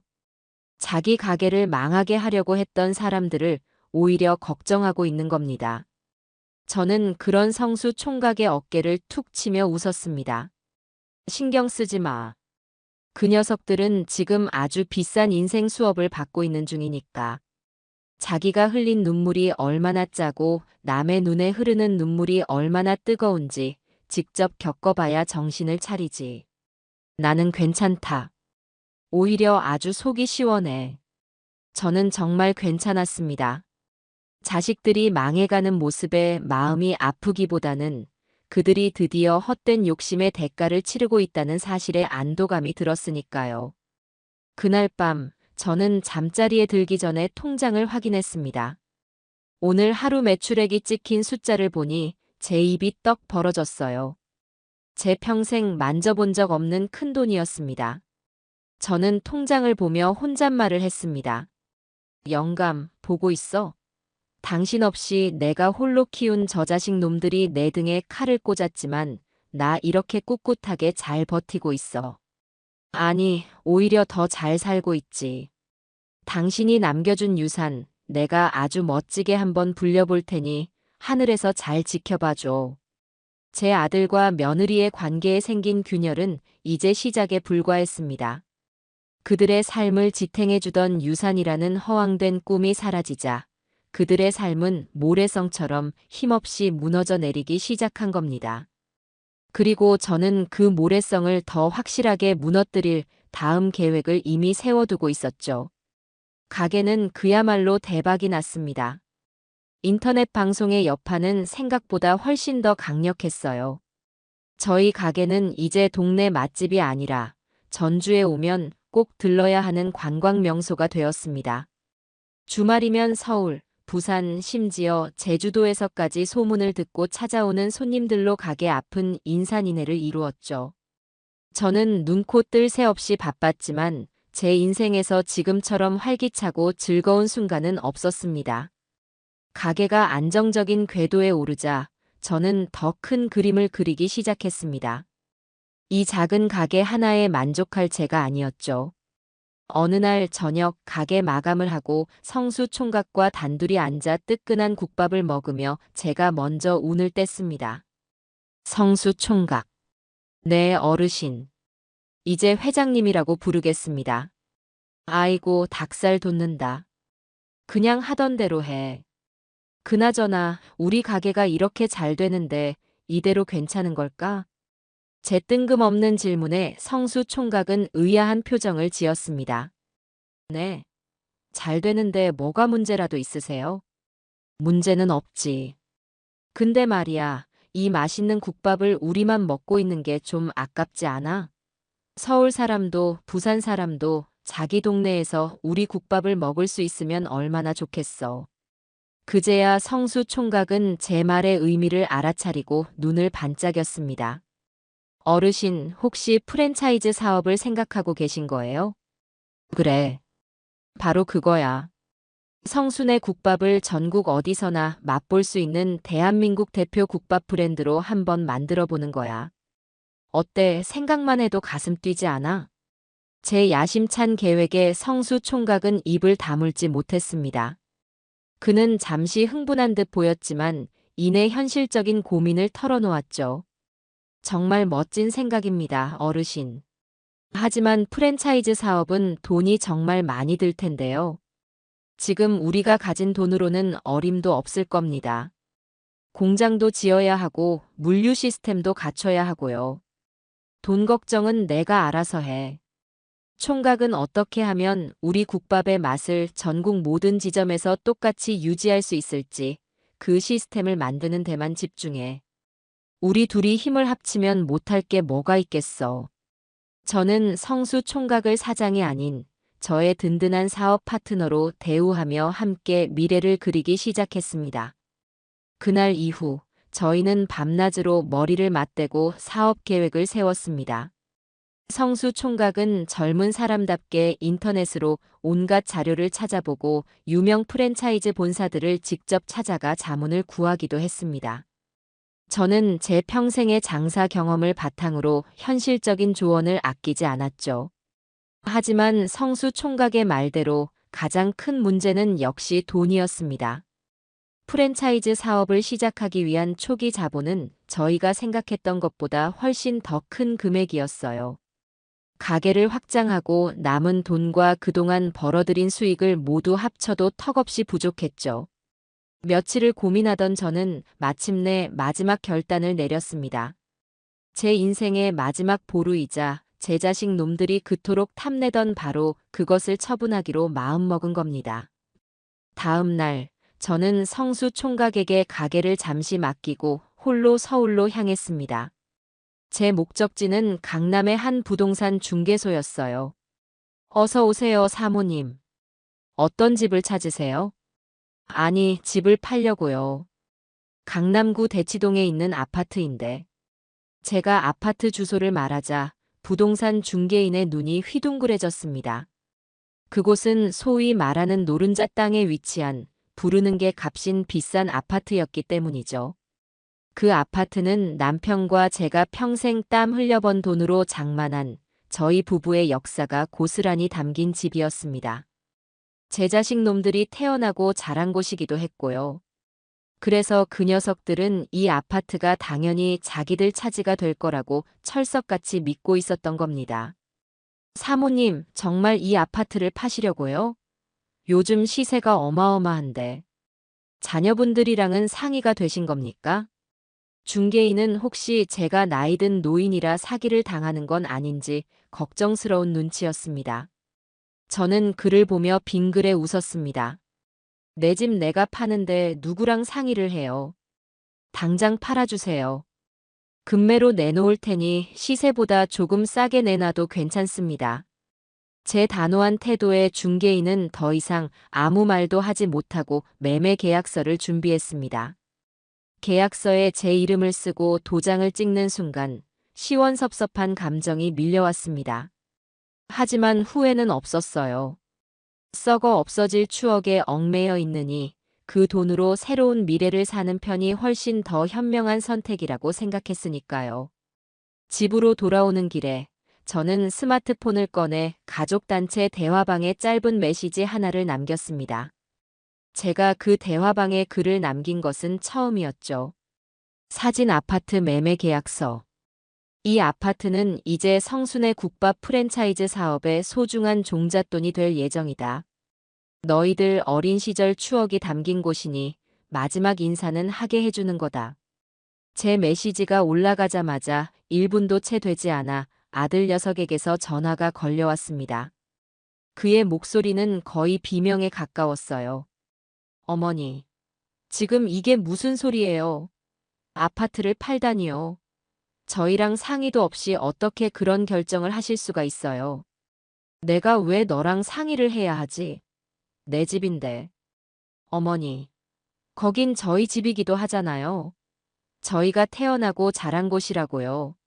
어떻게 저희한테 이럴 수가 있으세요? 그 녀석은 추억을 운운했지만 그 목소리 끝에는 수십억짜리 자산이 날아갔다는 절망감이 묻어 있었습니다. 이어서 며느리와 딸에게도 거의 동시에 전화가 걸려왔습니다. 저는 그 모든 전화를 받지 않고 전원을 꺼버렸습니다. 그날 밤이었어요. 마감 시간이 훌쩍 지나 텅 빈 가게를 정리하고 있는데 밖에서 누군가 미친 듯이 가게 셔터를 두드리는 소리가 들렸습니다. 성수 총각과 제가 놀라서 밖으로 나가보니 그곳에는 제 아들 내외와 딸 기숙이가 비에 젖은 생쥐꼴을 하고 서 있었습니다. 그들은 저를 보자마자 약속이라도 한 듯 그 자리에 무릎을 꿇었습니다. 어머니, 저희가 잘못했어요. 제발 아파트만은 팔지 마세요. 네. 아들 녀석은 제 바짓가랑이를 붙잡고 애원했습니다. 며느리 서희도 평소에 그 기세등등하던 모습은 온데간데 없이 눈물 콧물을 쏟으며 울부짖었죠. 어머님, 저희가 정말 죽을 죄를 지었습니다. 어머님 돈, 이제 넘보지 않을게요. 그러니까 제발 저희한테서 추억까지 앗아가지는 말아주세요. 딸 기숙이마저 고개를 숙인 채 어깨를 들썩이며 울고 있었습니다. 참으로 가관인 풍경이었습니다. 이것은 진심 어린 반성이라기보다는 눈앞에서 마지막 동아줄이 끊어지는 것을 본 사람들의 처절한 발악에 가까웠어요. 저는 빗속에 무릎 꿇고 있는 그들을 차갑게 내려다보았습니다. 그리고는 제 인생에서 가장 냉정한 목소리로 말했죠. 너희가 지금 아까워하는 게 정말 너희의 추억이 담긴 그 집이더냐? 아니면 수십억짜리 돈이더냐? 니들 가슴에 손을 얹고 다시 한번 생각해봐라. 그리고 나서 다시 나를 찾아오거라. 저는 그 말을 남기고 성수 총각과 함께 가게 안으로 들어와 셔터를 내려버렸습니다.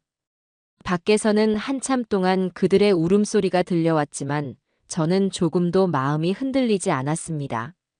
저들의 저 눈물이 진심이 아니라는 것을 저는 너무나도 잘 알고 있었으니까요.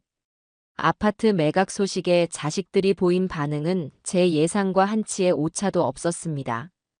그들은 제게 진심으로 용서를 구하기보다는 어떻게든 제 마음을 돌려 아파트 매매 계약을 무르게 할 생각뿐이었죠. 하지만 이미 엎질러진 물이었습니다. 계약은 일사천리로 진행되었고 며칠 뒤 제 통장에는 평생 구경도 못 해볼 어마어마한 액수의 돈이 찍혔습니다. 저는 그 돈으로 가장 먼저 주식회사 연정 F&B라는 이름으로 법인을 설립했습니다. 그리고 주주총회라고 해봤자 저와 성수 총각 단둘이었지만 어쨌든 그 자리에서 성수 총각을 전문 경영인, 즉 대표 이사 자리에 공식적으로 앉혔습니다. 이제 성순의 국밥은 더 이상 시장 골목의 작은 식당이 아니라 어엿한 시스템을 갖춘 기업이 된 겁니다. 그리고 저는 마지막으로 자식들을 제 새로운 사무실, 아니, 아직은 간판도 없는 텅 빈 사무실로 불렀습니다. 그들은 마지막 지푸라기라도 잡는 심정으로 한달음에 달려왔죠. 아마 제가 마음이 약해져서 돈이라도 조금 떼어줄 거라고 기대했는지도 모릅니다. 하지만 그들을 기다리고 있는 것은 돈 봉투가 아니라 차가운 현실이었습니다. 저는 책상 위에 법인 등기부등본과 성수 총각의 명함, 그리고 프랜차이즈 사업 계획서를 펼쳐놓았습니다. 앉아라. 제 서늘한 목소리에 세 사람은 아무 말도 못하고 의자에 뻣뻣하게 굳어 앉았습니다. 저는 그들을 천천히 둘러보며 입을 열었죠. 너희가 그토록 탐내던 내 유산, 이제 이 서류들로 다시 태어났다. 너희가 태어나고 자란 그 아파트는 이제 우리 회사의 든든한 자본금이 되었고 나는 이 회사의 대주주이자 회장, 그리고 여기 박성수 군은 우리 회사를 이끌어갈 대표 이사가 되었지. 저는 성수 총각의 명함을 한 장씩 그들 앞에 던져주었습니다. 연정 F&B 대표 이사 박성수라고 찍힌 글씨를 본 아들 녀석의 얼굴이 하얗게 질렸습니다. 어머니, 이게 말이 됩니까? 어떻게 피 한 방울 안 섞인 남한테 저희를 완전히 버리시겠다는 거예요? 버리다니? 버린 건 너희가 먼저 아니더냐. 나는 너희를 버린 게 아니라 너희의 탐욕을 버린 것이다. 너희는 평생 나를 엄마로 본 적이 없었지. 그저 너희가 힘들 때 돈을 대주고 늙으면 재산을 물려줄 보험 정도로만 생각했잖니. 이제 그 보험은 해지됐어. 그러니 너희도 이제 각자 살 길을 찾아라. 이게 내가 너희에게 가르치는 마지막 수업이다. 제 최종 통보에 세 사람은 완전히 넋이 나간 표정이었습니다. 이제 더 이상 매달릴 것도 기대할 것도 없다는 것을 깨달은 것이죠. 그들은 아무 말도 하지 못하고 좀비처럼 힘없이 사무실을 걸어 나갔습니다. 그 뒷모습을 보며 저는 생각했습니다. 그래, 이제 진짜 시작이구나. 둥지를 떠난 아기 새처럼 스스로 나는 법을 배우지 못하면 저 녀석들은 결국 땅으로 떨어지고 말 것이다. 제 예상은 틀리지 않았습니다. 모든 희망을 잃은 자식들의 삶은 걷잡을 수 없이 무너지기 시작했습니다. 아들 기태의 인쇄소는 거래처가 모두 끊기면서 결국 헐값에 정리할 수밖에 없게 되었습니다. 평생 사장 소리만 듣고 살던 녀석이 하루아침에 백수가 된 겁니다. 경제적 능력을 잃은 남편에게 며느리 서희는 더 이상 미련을 두지 않았습니다. 그녀는 아들에게 이혼 서류를 내밀며 말했습니다. 나 더 이상 너 같은 무능력한 남자랑은 못 살아. 위자료는 네 어머니한테 가서 받아내든지 마음대로 해. 그렇게 두 사람은 허무하게 갈라섰습니다. 딸 기숙이의 집도 상황은 마찬가지였습니다. 남편의 주식 투자가 실패로 돌아가면서 집안 형편이 어려워졌고 돈 문제로 인한 부부싸움이 잦아졌다고 해요. 그들은 비로소 깨닫기 시작했습니다. 제가 단순히 용돈을 주는 존재가 아니라 자신들의 삶을 보이지 않는 곳에서 든든하게 지탱해주던 마지막 버팀목이었다는 사실을요. 돈이 사라지자 그들의 삶을 구성하고 있던 모든 것이 거짓말처럼 함께 사라져버린 겁니다. 그들은 돈뿐만 아니라 가족과 사회적 평판까지 모든 것을 잃고 나서야 자신들이 얼마나 어리석었는지 뼈저리게 후회하기 시작했습니다. 며칠 뒤 비가 추적추적 내리는 저녁이었어요. 저는 사무실에서 성수 총각과 함께 신메뉴 개발에 대한 이야기를 나누고 있었습니다. 그때 제 휴대전화가 조용히 울렸습니다. 발신자는 딸 기숙이었어요. 그동안 수십 번도 더 걸려왔던 전화였지만 왠지 그날따라 그냥 끊어버릴 수가 없었습니다. 저는 조용히 통화 버튼을 눌렀습니다. 엄마. 수화기 너머로 들려오는 딸의 목소리는 힘없이 잠겨 있었습니다. 저는 아무 말 없이 듣고만 있었죠. 한참 동안 침묵이 흐른 뒤 딸이 흐느끼는 목소리로 말했습니다. 엄마, 내가 너무 미안해. 그 한마디였습니다. 돈 이야기도 아파트 이야기도 아니었습니다.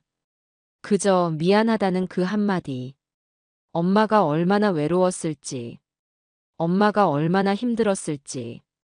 이제야 알겠어. 정말 미안해, 엄마. 기숙이는 어린 아이처럼 엉엉 울기 시작했습니다. 그 울음소리에는 어떤 계산이나 꿍꿍이도 담겨 있지 않았어요. 모든 것을 잃고 나서야 비로소 깨닫게 된 한참 늦어버린 딸의 진심 어린 사과였습니다. 저는 창밖을 바라보았습니다. 굵은 빗방울이 창문을 두드리고 있었어요. 제 뺨 위로도 뜨거운 무언가가 주르륵 흘러내렸습니다. 그토록 모질게 마음먹었건만 자식의 눈물 앞에서는 어쩔 수 없는 어미인가 봅니다. 저는 흐느끼는 딸에게 아주 오랜만에 따뜻한 목소리로 말해주었습니다. 밥은 먹고 다니냐? 그 한마디에 딸의 울음소리가 더 커졌습니다. 저는 알 수 있었습니다. 길고 길었던 이 싸움이, 그리고 저의 마지막 수업이 이제 거의 끝나가고 있다는 것을요. 이제 남은 것은 이 어리석은 자식들을 다시 일으켜 세워주는 일이었습니다. 물론 예전과는 완전히 다른 방식으로 말이죠. 딸 기숙이의 울음 섞인 사과를 받은 그날 밤, 저는 한숨도 자지 못했습니다. 전화기 너머로 들려오던 딸의 서러운 울음소리가 귓가에 계속 맴돌았기 때문이죠. 그토록 모질게 마음먹고 이제 저 녀석들과는 완전히 끝이라고 수백 번 다짐했건만 자식의 눈물 한 방울에 제 철옹성 같던 마음이 사르르 녹아내리는 것을 느꼈습니다. 아이고, 저도 어쩔 수 없는 어미인가 봅니다. 다음 날 아침, 저는 퉁퉁 부은 눈으로 가게에 나갔습니다. 제 얼굴을 본 성수 총각이 깜짝 놀라며 물었죠. 회장님, 밤새 안 좋은 일이라도 있으셨어요? 안색이 너무 안 좋으십니다. 저는 아무 말 없이 고개만 저었습니다. 그리고는 하루 종일 넋이 나간 사람처럼 주방에 서서 육수만 젓고 있었어요. 제 마음속에서는 천불이 일었다가 또 차가운 얼음물이 흘렀다가 아주 난리도 아니었습니다. 저 철없는 것들을 이대로 내버려 둬야 하나? 아니면 마지막으로 한 번 더 기회를 줘야 하나? 평생을 해도 정답을 찾을 수 없는 문제 앞에서 저는 속수무책이었습니다. 점심 장사가 끝나고 성수 총각이 뜨끈한 국밥 한 그릇을 제 앞에 조용히 내려놓았습니다. 회장님, 식사부터 하세요. 뭐든 속이 든든해야 좋은 생각도 나는 법입니다. 저는 마지못해 숟가락을 들었습니다. 뜨끈한 국물이 목구멍으로 넘어가는 순간 왈칵 눈물이 쏟아질 것 같아 입술을 꽉 깨물었죠.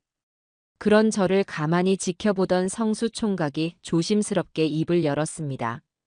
회장님, 제가 혹시 주제 넘은 말씀을 드려도 되겠습니까?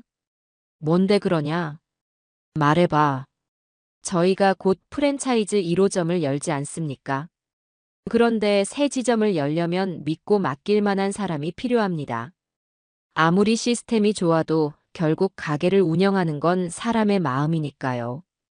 저는 그가 무슨 말을 하려는지 짐작이 갔지만 묵묵히 다음 말을 기다렸습니다. 어제 따님께서 가게 근처에서 한참을 서성이다 가시는 걸 봤습니다. 몰골이 말이 아니시더군요.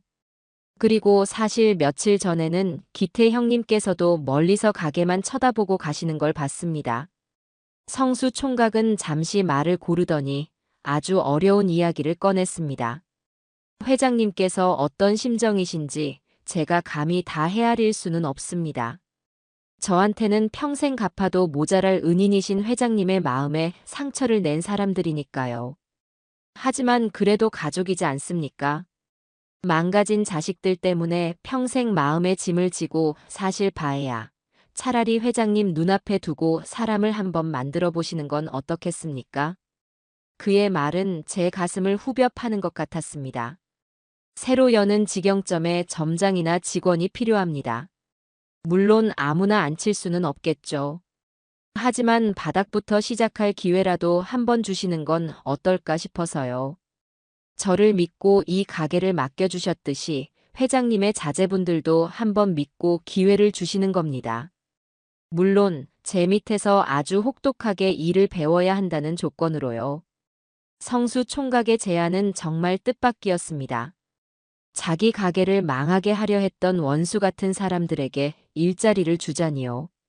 보통 사람이라면 상상도 못할 일이죠. 하지만 저는 그의 눈빛에서 어떤 사심도 읽을 수 없었습니다. 그는 진심으로 저를 위하고 더 나아가 망가져버린 제 가족까지 걱정하고 있었던 겁니다. 저는 이 착하고 속 깊은 청년을 어떻게 이 세상에 태어났을까 하는 생각에 가슴이 벅차올랐습니다. 저는 한참 동안 아무 말도 하지 못했습니다. 그리고는 조용히 고개를 끄덕였죠. 다음 날, 저는 제 자식들에게 주식회사 연정 F&B 인사 채용 공고라는 제목으로 문자를 보냈습니다. 내용은 간단했죠. 내일 오전 10시 사무실에서 면접. 5분 이상 늦을 시 자동 탈락. 다음 날 오전 9시 50분 사무실 문을 열자 그곳에는 제 아들 기태와 며느리 서희, 그리고 딸 기숙이가 마치 죄인처럼 고개를 푹 숙인 채 서 있었습니다.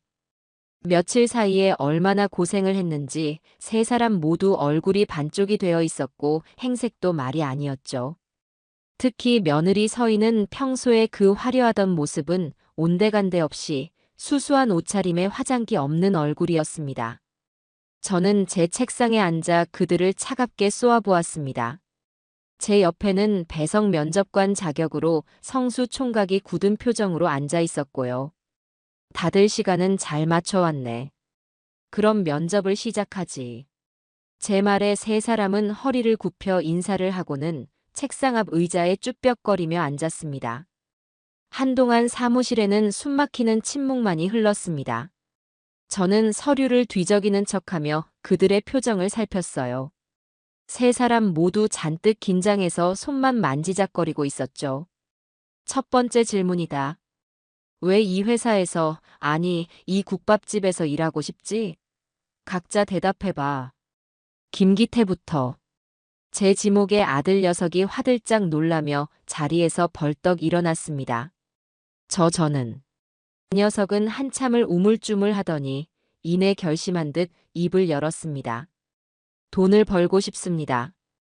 저는 어이가 없어서 헛웃음을 쳤습니다. 돈? 내가 니들한테 줄 돈은 한 푼도 없다고 했을 텐데. 아닙니다, 어머니. 그런 뜻이 아닙니다. 제 힘으로 제 땀을 흘려서 정직하게 돈을 벌고 싶다는 뜻입니다.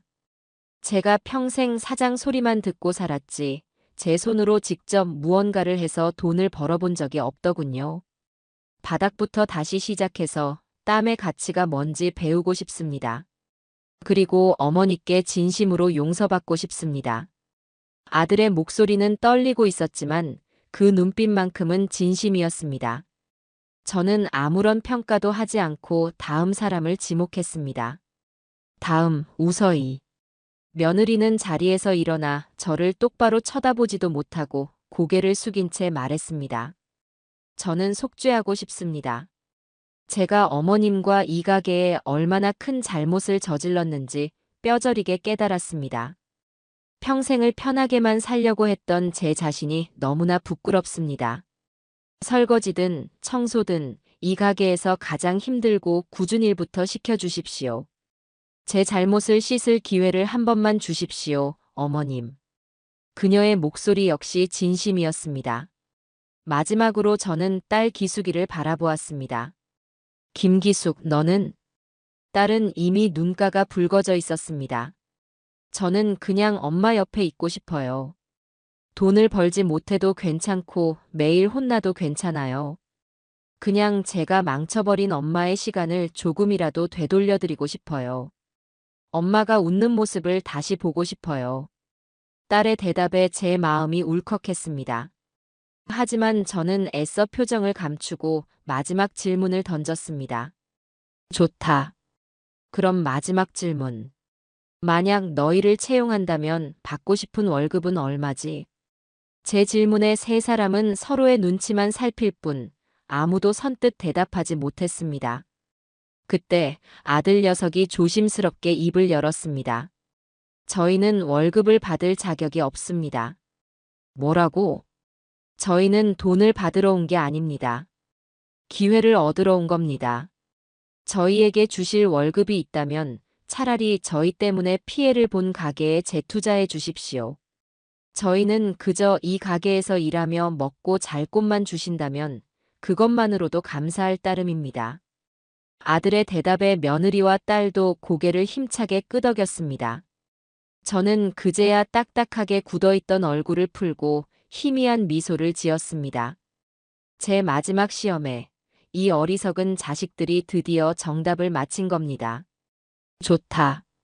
오늘부터 너희 세 사람을 주식회사 연정 F&B의 정식 수습사원으로 채용하겠다. 제 선언에 세 사람의 얼굴에 믿을 수 없다는 표정과 함께 안도의 한숨이 번졌습니다. 단 조건이 있다. 첫째, 수습 기간 3개월 동안은 최저 시급의 절반만 지급한다. 둘째, 회사에서는 나를 어머니가 아니라 회장님으로, 박성수 대표를 대표님으로 불러야 한다. 셋째, 모든 업무 지시는 박성수 대표를 통해서만 이루어지며 그의 지시에 불응할 시에는 즉시 해고 조치한다. 마지막으로 가게의 그 어떤 정보나 이익에도 사적인 감정으로 관여해서는 안 된다. 이 조건들을 모두 받아들일 수 있겠나?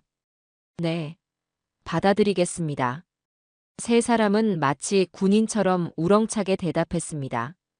저는 자리에서 일어나 그들에게 작은 유니폼과 앞치마를 건네주었습니다. 그럼 내일부터 당장 출근하도록.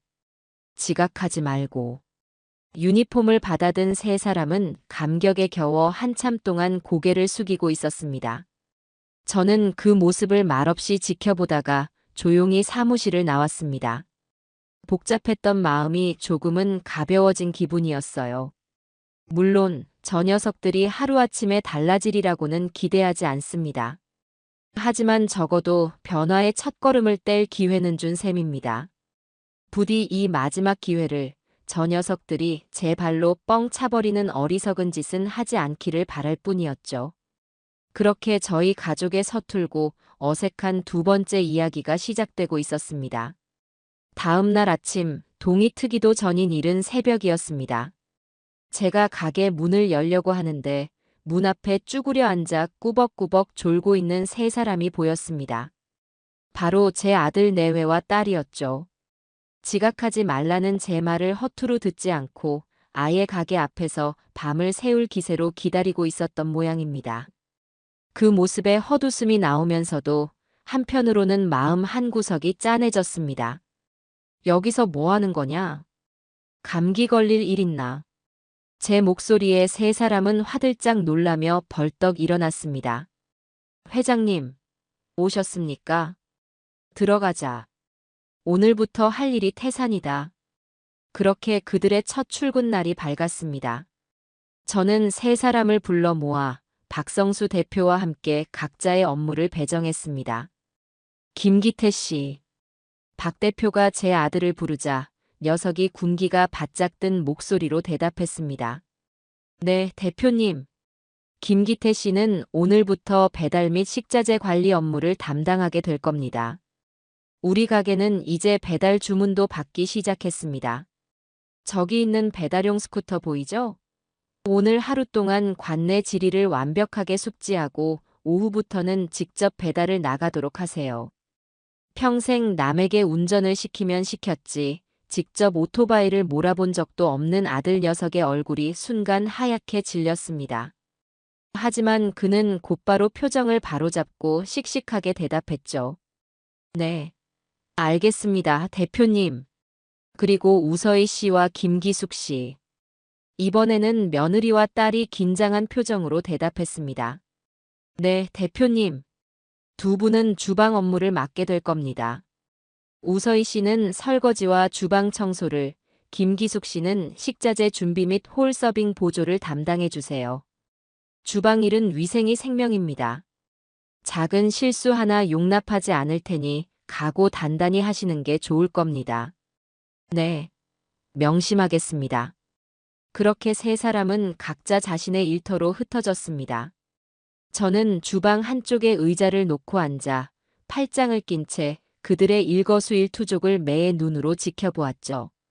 그야말로 가관도 그런 가관이 없었습니다. 아들 녀석은 헬멧도 제대로 쓰지 못해 쩔쩔매다가 스쿠터 시동을 거는 데만 30분을 허비했습니다. 겨우 출발하나 싶더니 시장 골목 코너를 돌다가 꽈당 넘어지는 바람에 온 동네 사람들의 구경거리가 되었죠. 평생 김 사장님 소리만 듣던 자존심이 와르르 무너지는 순간이었을 겁니다. 주방은 더했습니다. 평생 고무 장갑 한 번 껴본 적 없는 며느리는 산더미처럼 쌓인 그릇 앞에서 거의 울상이었습니다. 뜨거운 물에 손을 대고 미끄러운 그릇을 놓쳐 깨뜨리기 일쑤였죠. 제가 아끼는 사기 그릇이 박살 났을 때는 정말 뒷목을 잡을 뻔했습니다. 하지만 저는 아무 말도 하지 않았어요. 박 대표가 깨진 그릇값을 월급에서 제하겠다고 차갑게 말했을 뿐이죠. 딸 기숙이의 사정도 별반 다르지 않았습니다. 파 한 단을 다듬는데 1시간이 걸리고 깍두기용 물을 썰다가 제 손가락을 썰 뻔하기도 했습니다. 홀에 나가서는 손님 주문을 잊어버리거나 국밥을 쏟을 뻔하는 아슬아슬한 장면을 연출하기도 했고요. 오전 내내 그들의 서툰 몸짓을 지켜보며 저는 한숨을 10번도 더 쉬었습니다. 아이고, 저것들을 데리고 내가 무슨 부귀영화를 누리겠다고. 하지만 신기하게도 세 사람 중 그 누구도 힘들다거나 못하겠다는 불평을 하지 않았습니다.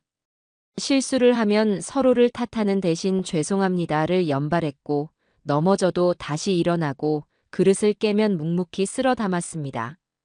그들의 눈에는 이전에는 볼 수 없었던 간절함이라는 것이 담겨 있었어요.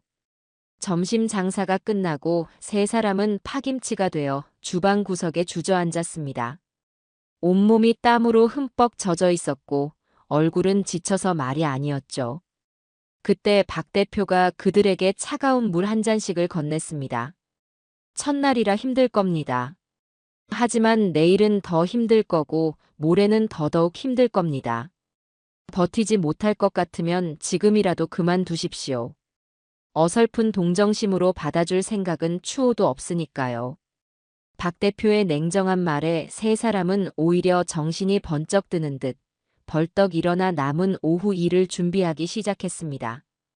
그 모습을 보니 제가 박 대표에게 이 모든 것을 맡기길 참 잘했다는 생각이 들더군요. 제가 나섰다면 분명 엄마의 마음이 튀어나와 저렇게 모질게 대하지는 못했을 테니까요. 시간은 속절없이 흘렀습니다. 하루, 이틀, 일주일, 그리고 한 달. 세 사람은 놀랍게도 그 혹독한 시간을 묵묵히 버텨냈습니다. 아들은 이제 지도 앱 없이도 동네 구석구석을 누비는 베테랑 배달원이 되었고, 며느리의 설거지 속도는 전문주방 이모님 못지않게 빨라졌습니다. 딸은 가게의 모든 메뉴를 완벽하게 외우고 손님들의 취향까지 기억하는 센스 있는 직원으로 성장했죠. 그리고 드디어 첫 월급날이 되었습니다. 박 대표는 약속대로 최저 시급의 절반을 계산해 세 사람에게 각각 얇은 월급 봉투를 건넸습니다. 그들의 손에 쥐어진 돈은 그들이 평소 쓰던 용돈의 몇 분의 1도 안 되는 아주 적은 금액이었죠. 그런데 믿을 수 없는 일이 벌어졌습니다. 아들 녀석이 그 얇은 봉투를 받아들고는 갑자기 왈칵 눈물을 쏟아낸 겁니다. 대표님 감사합니다. 정말 감사합니다. 그 모습을 시작으로 며느리와 딸까지 세 사람은 월급 봉투를 부둥켜 안고 어린 아이처럼 엉엉 울기 시작했습니다. 그 눈물은 서러움의 눈물이 아니었어요. 자신의 힘으로 정직한 땀을 흘려 돈을 벌었다는 감격과 벅참의 눈물이었습니다. 저는 그 모습을 주방 한쪽에서 몰래 지켜보며 저도 모르게 눈시울을 붉혔습니다. 그래, 이제야 조금 사람다워지는구나, 이 녀석들아. 그날 저녁 퇴근 준비를 하고 있는 제게 세 사람이 수줍게 다가왔습니다. 그리고는 제 손에 작은 쇼핑백 하나를 쥐어주더군요. 어머니 아니 회장님. 저희가 첫 월급 기념으로 작은 선물을 준비했습니다. 쇼핑백 안에는 따뜻한 내복 한 벌이 들어 있었습니다. 시장에서 파는 아주 평범하고 저렴한 내복이었죠. 하지만 제게는 이 세상 그 어떤 명품 선물보다도 값지고 소중하게 느껴졌습니다. 이런 걸 뭐하러 샀냐? 니들 쓰기도 부족했을 텐데. 저는 퉁명스럽게 말했지만 입가에 번지는 미소는 감출 수가 없었습니다. 아들이 머리를 극적이며 말했습니다. 새벽에 출근하실 때 추우실 것 같아서요. 비싼 건 못 사드렸지만 저희 마음이에요. 고맙다. 잘 입을게. 그 짧은 대화 속에 저희 가족의 길고 길었던 갈등이 눈 녹듯 스르르 녹아내리고 있었습니다. 돈이 오가는 관계가 아니라 마음이 오가는 관계. 저희는 아주 서툴고 느린 속도로 진짜 가족이 되는 법을 다시 배워가고 있었습니다. 그날 밤 저는 자식들이 사준 내복을 입고 잠이 들었습니다. 제 평생 잠들었던 밤 중에 가장 따뜻하고 편안한 밤이었습니다. 시간이 흘러 어느덧 1년이라는 세월이 지났습니다. 강산도 변한다는 10년의 10분의 1밖에 안 되는 시간이지만 저희 가게에는 정말 많은 변화가 있었습니다. 주식회사 연정 F&B는 시장 골목의 작은 식당에서 시작해 이제는 전국에 10개의 직영점을 둔 건실한 프랜차이즈 기업으로 성장했습니다. 성순의 국밥은 대한민국 사람들이 가장 사랑하는 국밥 브랜드 중 하나가 되었죠. 그리고 그 변화의 중심에는 놀랍게도 제 아들 내외와 딸이 있었습니다. 1년 전 설거지 하나 제대로 못하고 배달 오토바이 앞에서 쩔쩔매던 그 어리숙한 모습은 이제 어디에서도 찾아볼 수 없었어요. 아들 기태는 1년 동안 단 하루도 지각이나 결근을 하지 않는 가장 성실한 직원이 되었습니다. 그는 단순히 배달만 하는 것에 그치지 않고 효율적인 배달 동선을 짜고 식자재 재고를 관리하는 시스템을 직접 개발해 회사의 물류 비용을 획기적으로 절감시켰습니다. 평생 사장으로 살아온 경험이 이런 곳에서 빛을 발할 줄은 저도 미처 몰랐죠. 며느리 서희는 주방의 군기 반장이 되었습니다. 그녀는 설거지와 청소뿐만 아니라 저의 레시피를 완벽하게 익혀 모든 직영점의 맛을 표준화하는 조리 교육 팀장의 역할을 훌륭하게 해냈습니다. 그녀의 꼼꼼하고 완벽주의적인 성격이 가게의 위생과 맛을 지키는데 큰 공을 세운 겁니다. 딸 기숙이는 회사의 얼굴이 되었습니다. 그녀는 서빙 경험을 바탕으로 고객 서비스 CS 매뉴얼을 만들고 신입 직원들을 교육하는 서비스 총괄 매니저가 되었습니다. 그녀의 따뜻하고 친절한 미소는 성순의 국밥의 트레이드마크가 되었죠. 저는 더 이상 그들의 일에 사사건건 간섭하지 않았습니다. 대신 회장으로서, 그리고 인생의 선배로서 멀찍이서 그들을 지켜보고 조언을 해줄 뿐이었죠. 이제 회사의 실질적인 운영은 젊은 피인 박성수 대표와 제 자식들의 몫이었습니다. 그리고 그들은 제 기대 이상으로 회사를 훌륭하게 이끌어 나갔습니다. 어느덧 저희 회사의 첫 번째 직영점이 문을 연 지 1주년이 되는 날이었습니다. 그날 저녁, 저는 전 직원을 초대해 조촐한 기념 파티를 열었습니다. 파티가 한창 무르익을 무렵, 박성수 대표가 마이크를 잡고 자리에서 일어났습니다. 자, 다들 잠시 주목해 주십시오. 오늘 이 기쁜 날, 여러분께 더 기쁜 소식을 하나 전해드리고자 합니다. 모든 직원들의 시선이 그에게로 쏠렸습니다. 지난 1년간 회사의 발전을 위해 누구보다 헌신적으로 일해준 김기태 배달관리팀장을 오늘부로 강남 1호점의 정식 점장으로 임명합니다. 박 대표의 발표가 끝나자마자 장내에서는 우레와 같은 박수와 환호성이 터져 나왔습니다.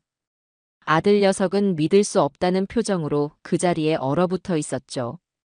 동료들이 그의 등을 떠밀어 단상 위로 올라가서야 그는 겨우 정신을 차린 듯 했습니다.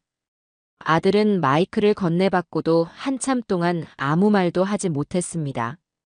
그의 눈에는 굵은 눈물 방울이 그렁그렁 맺혀 있었죠. 그는 목이 맨 목소리로 아주 어렵게 입을 열었습니다. 제가 이런 자리에 설 자격이 있는지 모르겠습니다. 그는 깊이 고개를 숙여 모든 직원들에게 인사를 했습니다. 1년 전 저는 모든 것을 잃은 죄인이었습니다. 그런 저를 아무런 조건 없이 받아주시고 땀 흘려 일하는 것의 가치를 가르쳐 주신 고현정 회장님, 정말 감사합니다. 그리고 저를 편견 없이 대해주시고 다시 일어설 수 있도록 이끌어주신 박성수 대표님, 정말 감사합니다. 마지막으로 부족한 저를 믿고 함께 일해준 동료 여러분, 진심으로 감사합니다. 앞으로 강남 1호점을 우리 회사 최고의 매장으로 만들기 위해 제 모든 것을 바치겠습니다. 아들의 진심 어린 취임사에 파티에 모인 모든 사람들이 감동의 박수를 보냈습니다. 저는 눈물을 감추기 위해 조용히 고개를 돌렸습니다. 제 아들이 저렇게 멋진 어른으로 다시 태어났다는 사실이 믿기지가 않았습니다. 파티가 끝나고 저는 박 대표와 아들 내외, 그리고 딸을 저희 가게 본점의 가장 큰 방으로 불렀습니다. 상 위에는 김이 모락모락 나는 뜨끈한 국밥이 한 그릇씩 놓여 있었죠. 예전 같았으면 어색한 침묵이 흘렀을 식사 자리였지만 이제는 그 누구도 불편해하지 않았습니다.